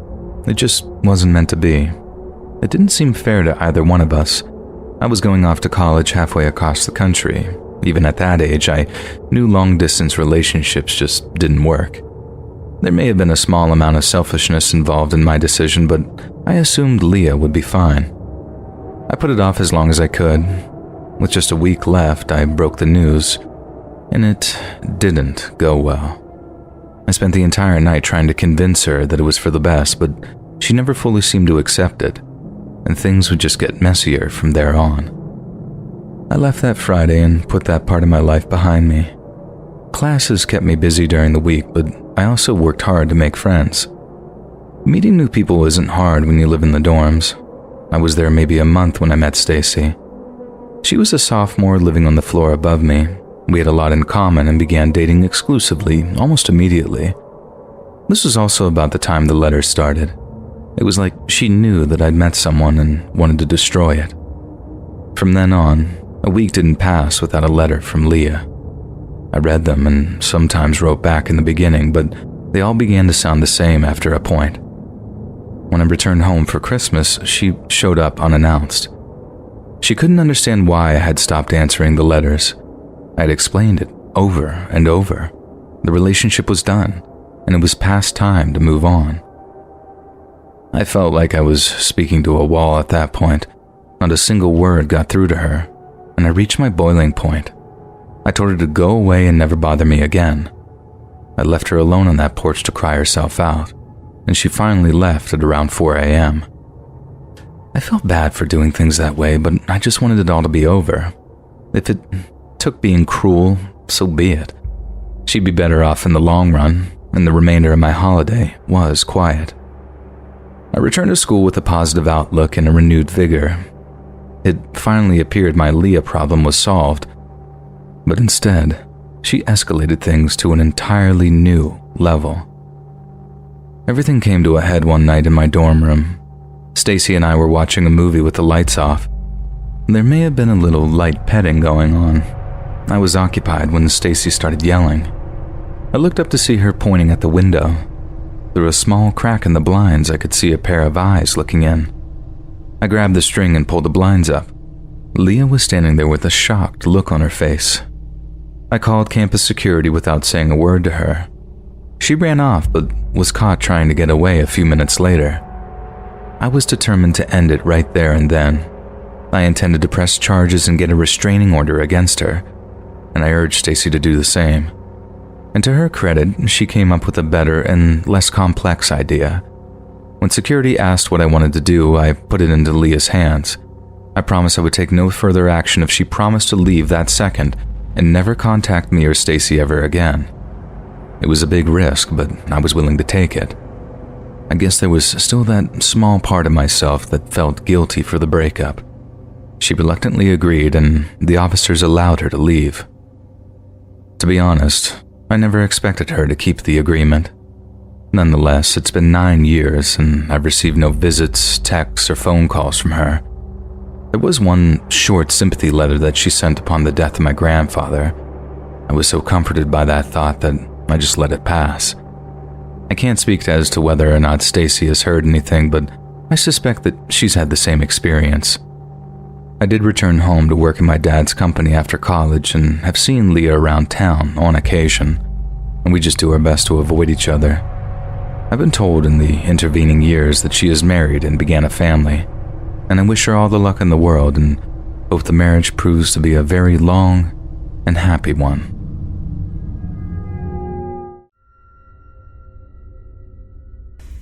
Hey guys, thanks so much for all the support. If you haven't subscribed to the channel yet, please feel free to do so. I can't say Andre was a particularly weird dude. I didn't know him well, but every time we did speak, he came across as completely normal. He was a pretty quiet guy, not very talkative, but then again, I've never been either. His personal interactions with others, at least the ones I witnessed, appeared totally above board. And as far as I'm aware, he did okay in classes and never had any more trouble with his teachers than anyone else. What I'm saying is nobody I hung out with had any concerns about his sanity. The events of the coming years, which should show how horrible and terrible judge of character I had, then maybe those close to him knew the true face behind the mask. As for me, when the facts of this case came out, I was shocked that it only got worse from there. As often happens, life moved on after high school, as did I, and Andre became a small part of my childhood. That one morning, as I flipped through my newspaper, the face from my past was staring back at me, and when I read in the article adjoined, it meant my blood run cold. Since I'm not a professional writer, I thought I used the account the Texas Tribune's managing editor Brandy Grimson used in a feature she wrote for Texas Monthly. She states by 2004, Andre was 21 years old, deeply mentally ill, and receiving no treatment. On the bright, clear morning of March 27th, a change up the stairs to the third-floor apartment where Laura, his estranged wife, lived, and kicked in the door. Her boyfriend had already left for work. Andre was holding 3 knives, one of each of his intended victims. He first encountered Laura, who ran toward him screaming now. Andre plunged a knife into her chest. He then reached in and pulled out what he believed was her heart. He'd in fact extracted part of her lung. Next, he headed for the children's room, where Andre Jr. and 1-year-old Leah were sleeping. Andre held down his 4-year-old son and stabbed him before moving on to Leah. He carved out each of the children's hearts. Finally, Andre jammed a knife into his own chest 3 times and laid down beside Laura on the living room floor, expecting to die. Confounded when he didn't, he slipped the organs he had removed into his pocket and walked more than 5 miles home. A few hours later, he went to the Sherman Police Department where he confessed to the murders and asked if he would be forgiven. I thought it was what God wanted me to do. He later told investigators after undergoing emergency surgery to repair his life-threatening stab wounds. Andre was moved to the Grayson County Jail, where his behavior became more and more psychotic. He gestured wildly and announced that he was going to save the world. He claimed to be the 13th warrior of the dollar bill and said that Laura and the children weren't dead, but that their hearts had been freed from evil. Horrified doesn't begin to describe my feelings upon reading this. He had always been hiding the monster inside him, or as often happens, had the specter of schizophrenia gradually take hold of him as he entered into his early 20s. It's an answer I doubt I'll ever get. Almost everything written on the case focuses on the monstrosity of the crimes rather than its causes. As shocking as this all was, the case was destined to only become more bizarre. I figured once the trial eventually came around, Andre would eventually be found guilty and given multiple life sentences or the death penalty. No matter the result, he would do just as he had before and slip to the back of my mind, perhaps only to be thought of on very rare occasions. It appears, however, he wasn't quite ready to be forgotten. Just 6 days after taking the lives of his family, my old school acquaintance gouged out his right eye. It was claimed he did so because of a Bible passage he'd read. Even after all this odd behavior, he was deemed fit to stand trial for capital murder. Just as I'd imagined when the time came, he was found guilty for all 3 murders and sentenced to death. The people for Texas had spoken, and the time had come for Andre to move off to his new home on death row. As before, I foolishly believed his and my stories had diverged for the last time, and nothing more could happen. Andre had one more card up his sleeve to play, however, and one more I left to black out. Once again, the story said he blinded himself because of the very same Bible verse. However, this time, he upped the ante on 2 counts. Rather than stabbing out the offending eye, he yanked it out from the socket. The second part was far more gruesome. When the guard had discovered him in his cell covered in blood at the location of said owl, the answer was simple. He didn't it. Despite what he'd printed in all of the sensationalist newspaper articles, the true reason for blinding himself seems to be an attempt to force the state of Texas to give him the psychiatric care he'd been asking for since his arrest. The appears he'd gotten as wish, but as it stands now, his death sentence remains standing. The way things are currently, Andre is being held in a state psychiatric facility, awaiting his day with the executioner. That's the extent of any information I've been able to come across. As recently as 2013, a Texas Court of Criminal Appeal judge found the defendant clearly crazy, but also sane under Texas law. While I'm not here to discuss the finer points of whether the death penalty is a good or bad thing, that's a far deeper length, and I'm prepared to wait until I think we could all agree the man has some problems. I've included only the most important facts in my retelling, but you will have no problem finding more through a simple internet search if you're so inclined. However, I do warn you, the remaining details are not for the faint of heart. For some readers, the outright gruesome nature may prove to be too much. You've been warned.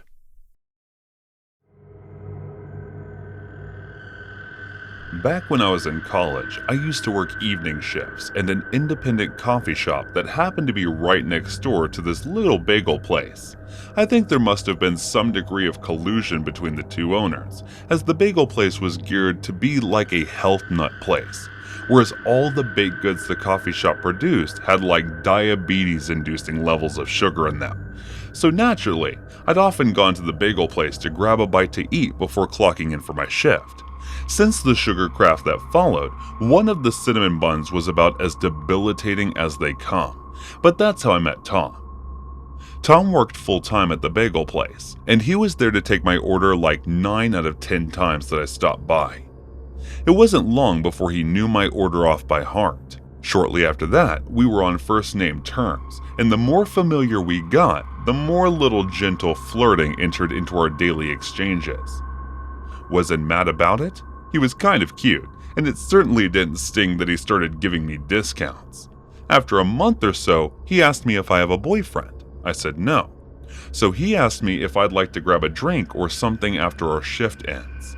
The bagel place and the coffee shop closed within a half an hour of each other. I said sure, because why not, right?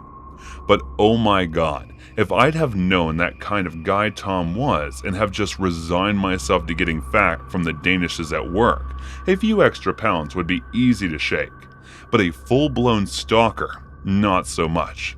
Okay, so I didn't meet Tom after work that day, as I was too busy with an upcoming deadline.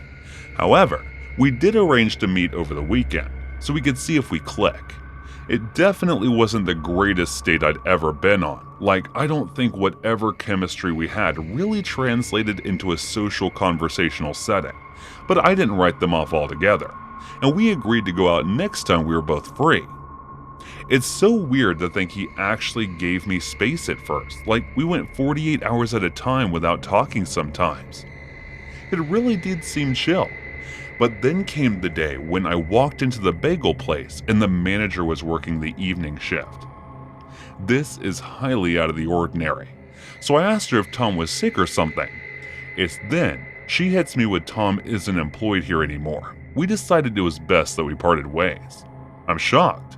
So while I'm waiting for my order, I text Tom to ask him what the heck happened with his parting ways business.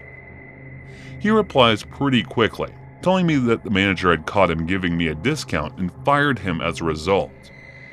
Immediately, I felt terribly guilty, and I get the idea that if I pay off the difference from what was owed, I could maybe talk her into giving him his old job back. So right when I collected my bagel, I politely offered to pay back the discount if she considered offering Thomas's job back. I kind of embellished a little, making out that I'm the one who manipulated him into doing it, and the whole time the manager has this wow expression on her face. I think I'm making a solid point. She comes back with, "Oh, is that what he told you?" According to her, Tom hadn't been fired for giving discounts. It was her own policy that employees of local businesses get money off their food. He'd been fired because she'd received a number of complaints from female customers regarding his behavior towards them. His no was the flirt a little offered discounts, then eventually asked for the number. Those who handed it over didn't have a problem. Those that refused got cussed out before he refused service altogether. She claimed she actually had security footage of him going off when a customer, and some of the language he used was absolutely abhorrent.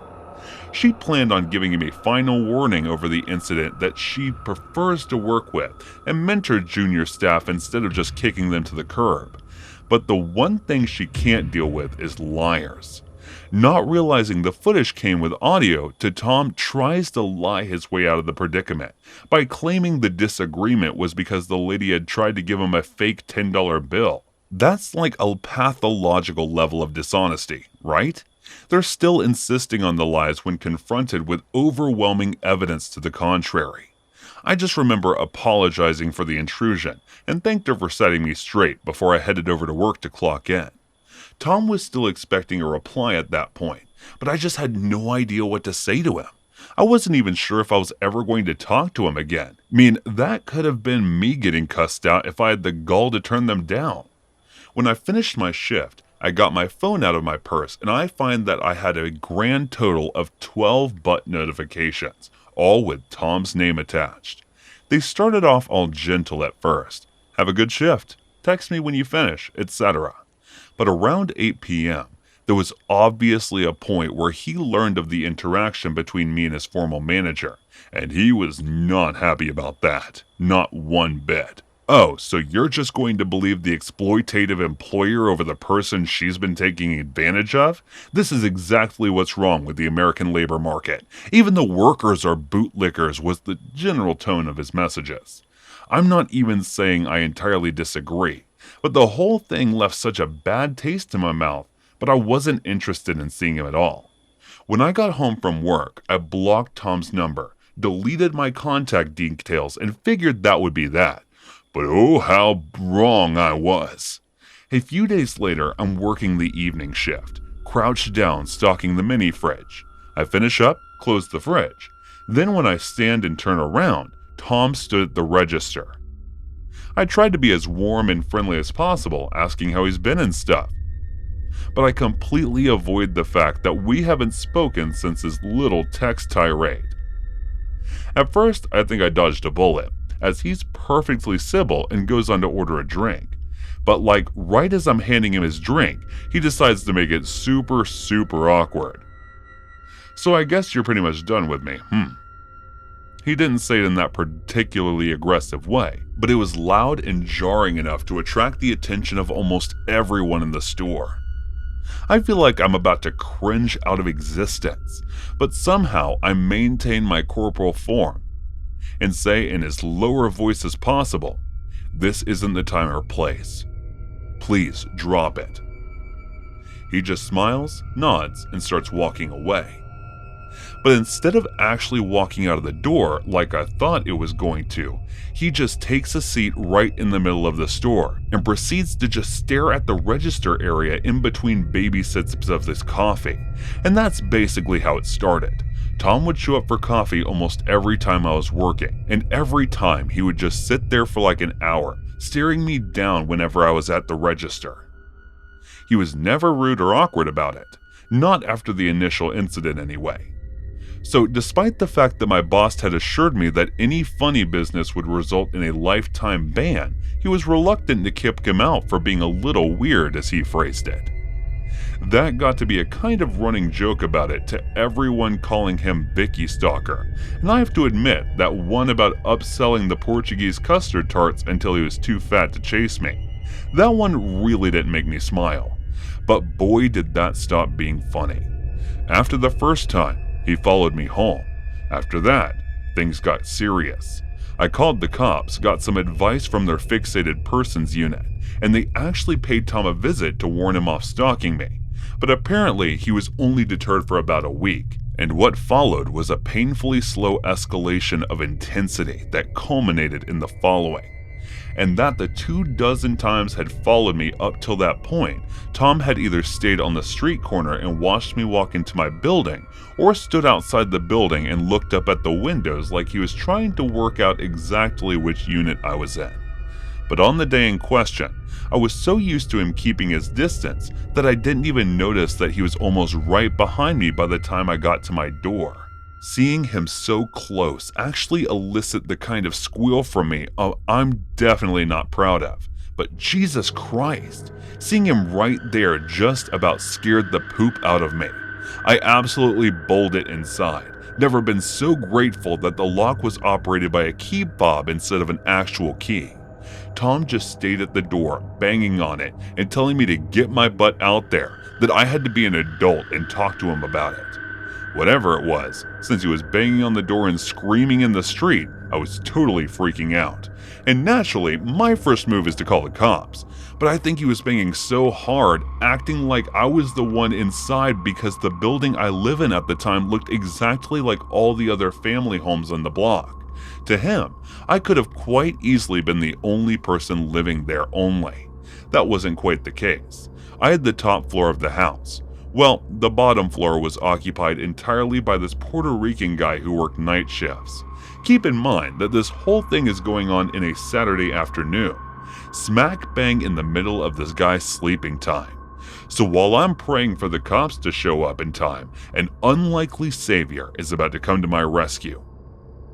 So imagine you're me. Oh, you can hear us, Biggie. If you think that you can just punk guys like me and I'll face the consequences, you're dumber than you look. Bang, bang, bang. The out of nowhere and even deeper, louder voice starts booming over the first like, "Hey, are you crazy? I'm trying to sleep here." My neighbor from downstairs. His name actually turned out to be Luis, is wearing nothing but a pair of shorts, and he's screaming in Tom's face as he backs down the steps of our building. Tom starts saying something back to him, but Luis keeps shouting over him, telling him to get lost. Get it doesn't like he's interested in backing down just yet. Then again, out of nowhere, I hear Luis say, "Oh, you're gonna tase me, bro," before the confrontation gets physical. Everyone else in the streets is fixated on the fistfight that's now going down, but all I can focus on is what Luis said, "Tase me." Tom and brought a taser, presumably to use on me. Now by that point, because the cops were getting called about the fight on top of my stalking complaint, a marked patrol car rolls onto the scene. With a by now bloody Tom trying to walk away from the scene, the cops initially go for Luis, drawing their guns and demanding a show of hands. Buddy responds with, "Hey, I'm the victim here. This guy just tried to tase me." The cops and I watch as Tom starts to walk faster away from the scene, which obviously prompts the cops to chase him down and arrest him for carrying a concealed weapon or whatever they had in mind. Finally, my stalker was in police custody, only wouldn't catch charges for the actual stalking. He ended up going to jail for the one thing cops could stick to him, the contents of his backpack. On the one day that Tom had decided to act on this little fixation and move in to take me, or whatever, he had come with a pre-prepared kidnap kit, along with a few other choice items. According to the detective I spoke to after the fact, Tom had chosen to confront me that day while carrying duct tape, a length of electrical cord, a kind of retractable baton, and a box of 100 different contraceptives. For some reason, is that last part that particularly creeped me out, not so much their inclusion, but the sheer freaking number of them. At his trial for conspiracy to commit kidnapping, Tom's attorney argued the state was trying to wrongfully prosecute a man who had been unfortunate enough to be assaulted by an unhinged parolee, whilst caring nothing more about malicious than home supplies. The persecution had a different story. Not only had they obtained CCTV image of Tom showing up at my job on a total of 31 separate occasions over the course of 2 months, but a search of his home had turned up some extremely disturbing discoveries. What Tom had in his backpack that day was just a fraction of the kidnap kit that it assembled. He in all kind of handcuffs, ankle cuffs, ring gags, and latex masks. But by far the most disturbing was the surgical tools and the Civaflorin canister face mask combo. Yeah, I had to ask what Civaflorin was too. It turns out it's similar to chloroform that knocks you out, stuff that you put on a rag. He had tons of creepy stuff on his hard drive, including guides to kidnapping, hiding, and eventually breaking his prospective victims through a combination of brainwashing and beating. He also had a bunch of foreign language comic books that seemed to focus heavily on carnal torture, I suppose you could say. The prosecution just piled on all this evidence until it was quite clear to both the judge and jury that Tom was an extremely dangerous individual. I was terrified he'd escape justice via some loophole or something. Maybe he'd have rich parents who could pay for some smart lawyer. But no. Not even his clean rap sheet saved him from getting a solid 22-year sentence for conspiracy to commit kidnapping. As you can imagine, it was quite an ordeal, and I had to make a number of court appearances to confirm that I was one of the subjects of his many fixations. It was the most stressful experience of my life without a shadow of a doubt, and a part of me wonders just how many of those 22 years he'll really end up doing. And when he does get out, will he really have changed? Or am I going to be walking on my driveway one day when I feel a hand on my shoulder? My goodness, turn around and see the face of a man who wants to finish what he started.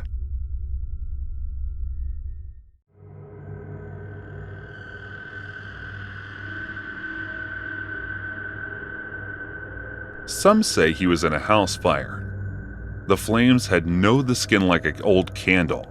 Others swore he was struck by lightning as a child and that the bolt head forked directly into the poor boy's face. The rumors that he looked the way he did because of some horrifying nuclear accident at the nearby Donetsk power plant.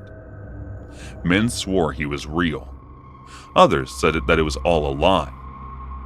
But back in the day, almost everyone in the greater Pittsburgh area had heard some variation of the Charlie No-Face urban legend. Some called them the Green Man, others the Monster of Beaver County, but the details were essentially the same. Some older Pennsylvanian even claimed to have met Charlie No-Face when they were younger, saying it was by far the single most terrifying moment of their lives. They described it like shaking hands with a Jersey Devil or sharing a makeup mirror with a Powder and Bloody Mary. We thought it was impossible. But there it is. Clear as day, really is you and me, because Charlie No-Face was real. And the story is just about as terrifying and tragic as a person can imagine. On August 16, 1919, an 8-year-old boy named Ray Robinson was taking a walk with his sister and a few other friends out near New Castle, Pennsylvania. At some point, the children looked up to see a rather fetching bird's nest perched atop a nearby tree. Only, this tree happened to be dangerously close to an abandoned railway bridge. It's thought the children were engaged in an activity known as egging, in which children would cruelly steal birds' eggs in order to preserve paint or display them.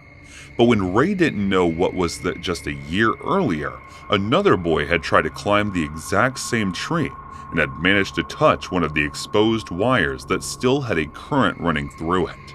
The boy died a slow, painful death over the course of 2 weeks, and Ray was about to make exactly the same near-fatal mistake. A horrifying amount of current ran through his young body. So much those eyes, lips, ears, and nose were all hideously malformed, burned away completely. One of his arms was frazzled and rendered useless by the subsequent fall, while one of his hands was blown clean off of his wrist by the force of the electrical current. He went through an ungodly amount of pain suffering. But with the hard work of some top local doctors, little Ray Robinson miraculously survived. As you can imagine, Ray's life became extremely difficult after the accident, and not sure because of his injuries. Many of the larger Victorian-era homes in rural Pennsylvania, including the one Ray grew up in, really can be something to behold. The extravagant architecture include high ceilings, grand bay windows, and often the privacy of personal in-suite bathroom fixtures. In some cases, the level of domestic self-sufficiency meant that a person could remain in one isolated corner of the house for days, perhaps even weeks on end, as just as much as it could be used to provide a sense of comfortable solitude.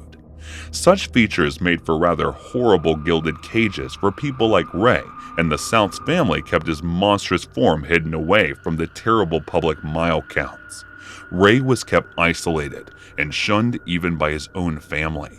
But he wasn't entirely mistreated during his upbringing. He was amply fed, and his love of baseball was indulged by parents that provided them with both baseball cards and a wireless radio with which he could listen to games. His parents also understood that he needed to keep busy, and also that they needed to teach him to function in society.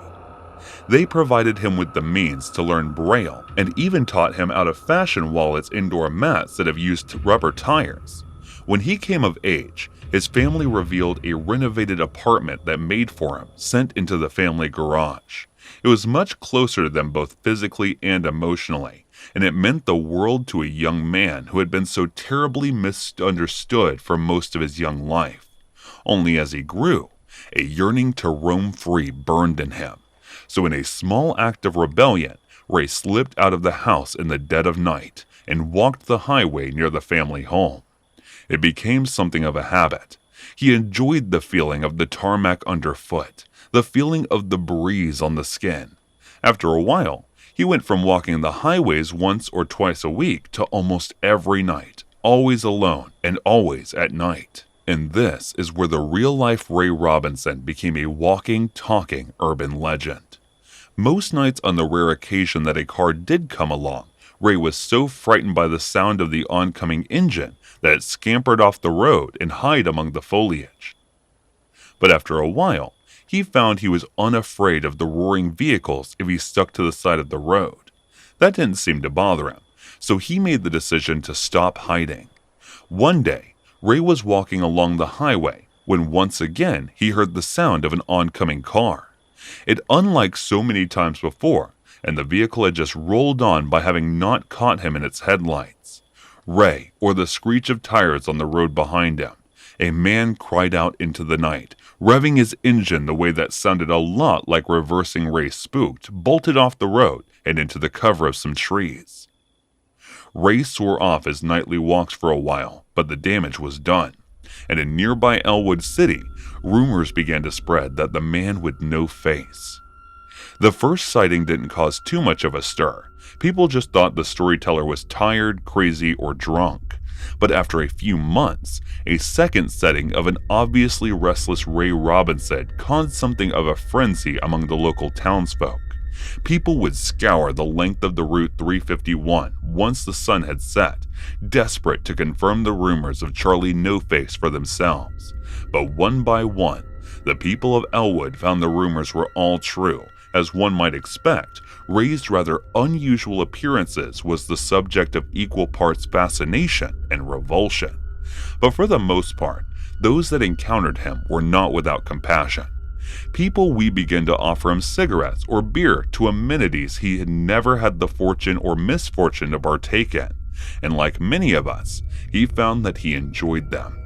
It also seems that he was partial to having his picture taken, and as there are many confirmed photographs of Ray with smiling local arms around his shoulder, as if he was a beloved celebrity. Again, rumors spread that Charlie No-Face likes beers and smokes, and the town folks would bring tributes to Ray on a nearly nightly basis, and this only further incentivized his nightly rambles down Route 351. But not everyone who sought him out had good intentions. According to some Elwood residents, Ray was attacked and beaten up on more than one occasion. One person even tells the story of how one particular cruel character filled a bottle of beer up with his own urine, shielded it, then gave it to the blind wanderer on one of his Moonlight Jonesy. Some would stop him, not for to give him a ride, then simply drive in the middle of nowhere and kick them out the car. Shocking, but not surprising, as anyone even remotely familiar with humanity might be quick to remind you. When older Elmwood residents tells the story of driving down Wallace Run Road late at night with his friends, they brought with them a case of beer, a straw, and some cigarettes, and their usual tribute to the Green Man. Although his friends had seen Charlie No-Face before, our narrator had yet to have the pleasure. And when Rave Robinson finally presented themselves in the flesh right in the seat next to him, the man said he was frozen in terror. Everything they said about him was true, and his face really was green. And as it turns out, there's a rather grim reason behind the discoloration, as Ray's nose was basically an open wound for his entire adult life, and as a result, he often suffered from quite dangerous infections, thus turning his face a slightly verdant woo. People need to understand, the resident was quoted as saying this was a human being, a real person, and someone who endured one of the most tragic lives I've ever encountered. Underneath it all was this beautiful, kind man. Somewhere, there exists a photograph of Ray Robinson posing with a woman. It's clear that she's happy, that she's unafraid of him, and the way she holds him speaks to the warmth that she has for a man she may never ever have met before. All based on a well-deserved reputation of being a kind and gentle spirit that wouldn't let her life-changing accident keep them down. There's also an interview with a man whose brother was killed in action during the Vietnam War. By his own admission, his fascination with Charlie No-Face was a rather eccentric one, but he also credits Ray Robinson with helping through the darkest periods of grief he'd suffered so far. Ray wasn't just an urban legend. He was a real flesh and blood man, and a good one at that. Ray was living in an assisted living facility when he passed away in 1981, as grave as in the Grandview Cemetery located in 139 Norwood Drive in Beaver Falls, Pennsylvania. And coincidentally, it's just a few plots away from the little boy electrocuted in the exact same manner, just a year before his own accident. Occasionally, someone comes along to put fresh flowers down in Ray's grave. It's not clear whether this is one person or many, but the message is clear. Ray's legacy lives on, but it's in the terrifying tales the man with no face on love that those who came to know him show. So here's the Ray Robinson, the urban legend who turned out to be very, very real, and who deserves the rest in the deepest and most heavenly peace.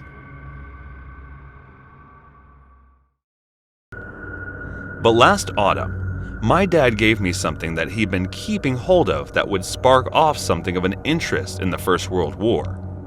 It was the 11th of November, Armistice Day, when my dad walked into my room and handed me a small leather-bound book that looked like it was 100 years old. But I suppose that's because it was, in fact, even older than that. He told me to be very, very delicate with it, because it was a family heirloom and incredibly precious.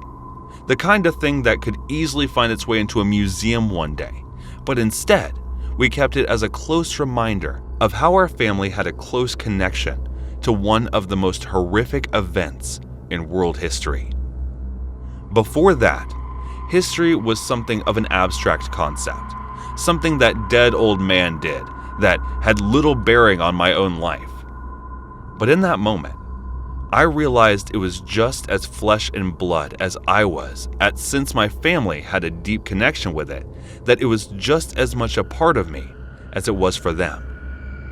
My dad explained that the little book was a diary kept by my great-great-granddad, who had fought with Northumberland Fusier in the Battle of the Pressing during the First World War. And since it was Armistice Day, that it was a perfect time to get me to get acquainted with that. But as I said, it wasn't just an account of his experiences in World War I. It was a record of how he had been present at one of the darkest episodes in the history of humanity. It was the 22nd of April, 1915. Just after dawn this morning, the Germans opened up with a very heavy torrent. It was a lot of rifle bullets at first, pinging over our heads as he got down in the trenches. But then, we heard the machine gun fire, kicking off this clacker, clacker, clacker. The bullets whizzing over our heads. We didn't know what they were trying to hit. All that fire seemed like a waste of bullets, and despite all the racket, we actually laughed at how we seemed to have been sent to face a division of blind Germans. But as it turned out, they were all part of their horrible plan to get us as low down in the trenches as they could, to be fodder for what came next. Once the fire had pettered out, I took a little look over the trench to make sure that there were no German stormtroopers rushing our trenches to toss bombs inside. But just before I did, I heard the strangest noise coming from no man's land, like a kind of sizzling you might expect to hear from a pan of frying bacon or the like. Then, when I finally looked, I saw something that made my blood run cold. It was like a yellowy green wall of mist approaching our position, thick and heavy, almost clinging to the ground, had rolled across, and it was ginormous, at least 20 feet up in the air. I really do mean it was like a great wall approaching us. There was absolutely no escaping it. We had no earthly idea what it was that was approaching us, but it put the fear of God into us regardless. And it began to roll over us. That's when men started to choke. I started coughing and sputtering, this thick, mucousy saliva cascading from our lips, my eyes burning, and my nostrils did to any bit of exposed fleshy skin the stuff touched turned to burn horribly. I didn't quite see it at the time, but some men tried to escape the cloud of death by lying down in the trenches, which was definitely not the right thing to do, as it was heavier than air and concentrated near the ground. Those who tried that were suffocated, where they lay snuffed out, something we had absolutely no understanding of. We had no form of protection from it. All we could really do was wet out handkerchiefs in the muddy water at the bottom of the trench and put it over our mouths, same as you do to stop yourself from inhaling smoke. We were ordered to hold her position at first, but after a few minutes, even the officers and other parts of the trench more badly hit than us started to run from the gas. In the end, we'd escaped the trenches and ran back towards the mine and road. There you could see these chaps just laying there, gasping for breath, and they were dying in one of the worst ways imaginable. But worse for us was that we had absolutely no idea how to alleviate their suffering. It was so confusing that one of our sergeants took this big jar of Vaseline and started applying it inside the throats of some of these poor young blokes. It didn't help, of course, but I think the point was to help him feel like he was doing something, anything, to help the poor buggers. And my God, the state of them that were swelling up, swelling and changing colors. They asphyxiated on their own lung fluid, just rows and rows of men, turning purple and blue, before they died. Some others that had only breath and a little were desperately trying to drink muddy water from ditches at the side of the road. That didn't do them any good. It just made them sicker. Our eyes were streaming with tears, burning like the devil. But luckily for me, I could still see. There was nothing we could do for those that were blinded, but they needed some kind of comfort. Something to at least give them an idea that their wounds couldn't be treated. All we had were rows of bandages from our first aid kit, which we carried in the corner of our tunic. So we unrolled the bandages and wrapped them around the heads of those that were blinded, before we marched back towards a plan for treatment. I was put at the head of the column of 10 or 12 blind men, each with a hand on their shoulder of the man in front. Or you could see around you was columns of blind men being led back from the front lines. It was truly haunting. But perhaps The most haunting part was that on our way back, we marched near the riverbank. It was there that I saw hundreds of bodies floating in the water. Men had gone down into the river, trying to drink the water to soothe the burning in their throats. Then they died in the water because of the bloating effect of the gas. They just floated up to the surface and started floating downstream. It was a river of bodies, and it's an image I don't think I'll ever forget as long as I live. I have to go roll call soon to see just how many are left, but I don't think there are many at all. God help those of us that are well enough to carry on the fight, because I know we'll have to face this news and terrible threat again, and soon. That's all there is in that particular section of his diary regarding the Battle of the Pira. But I sat there and read it in one more sitting, totally engrossed. I had no idea I had a family member that had been involved in something so utterly terrifying, something that I think would have driven me mad if I had been forced to witness it. Reading that diary was more terrifying than any Stephen King novel I've read, because I know it was real. I know the river bodies was actually a real thing and not drawn from the imagination of some dumb writer. After that, I couldn't stop reading about World War I, knowing my great-great-grandfather was a part of it. A lot of it is pure horror, but nothing disturbed me as much as reading about the first gas attack. I'm sure you all agree. Being subjected to that sort of new and terrifying technology would have truly been hell on earth.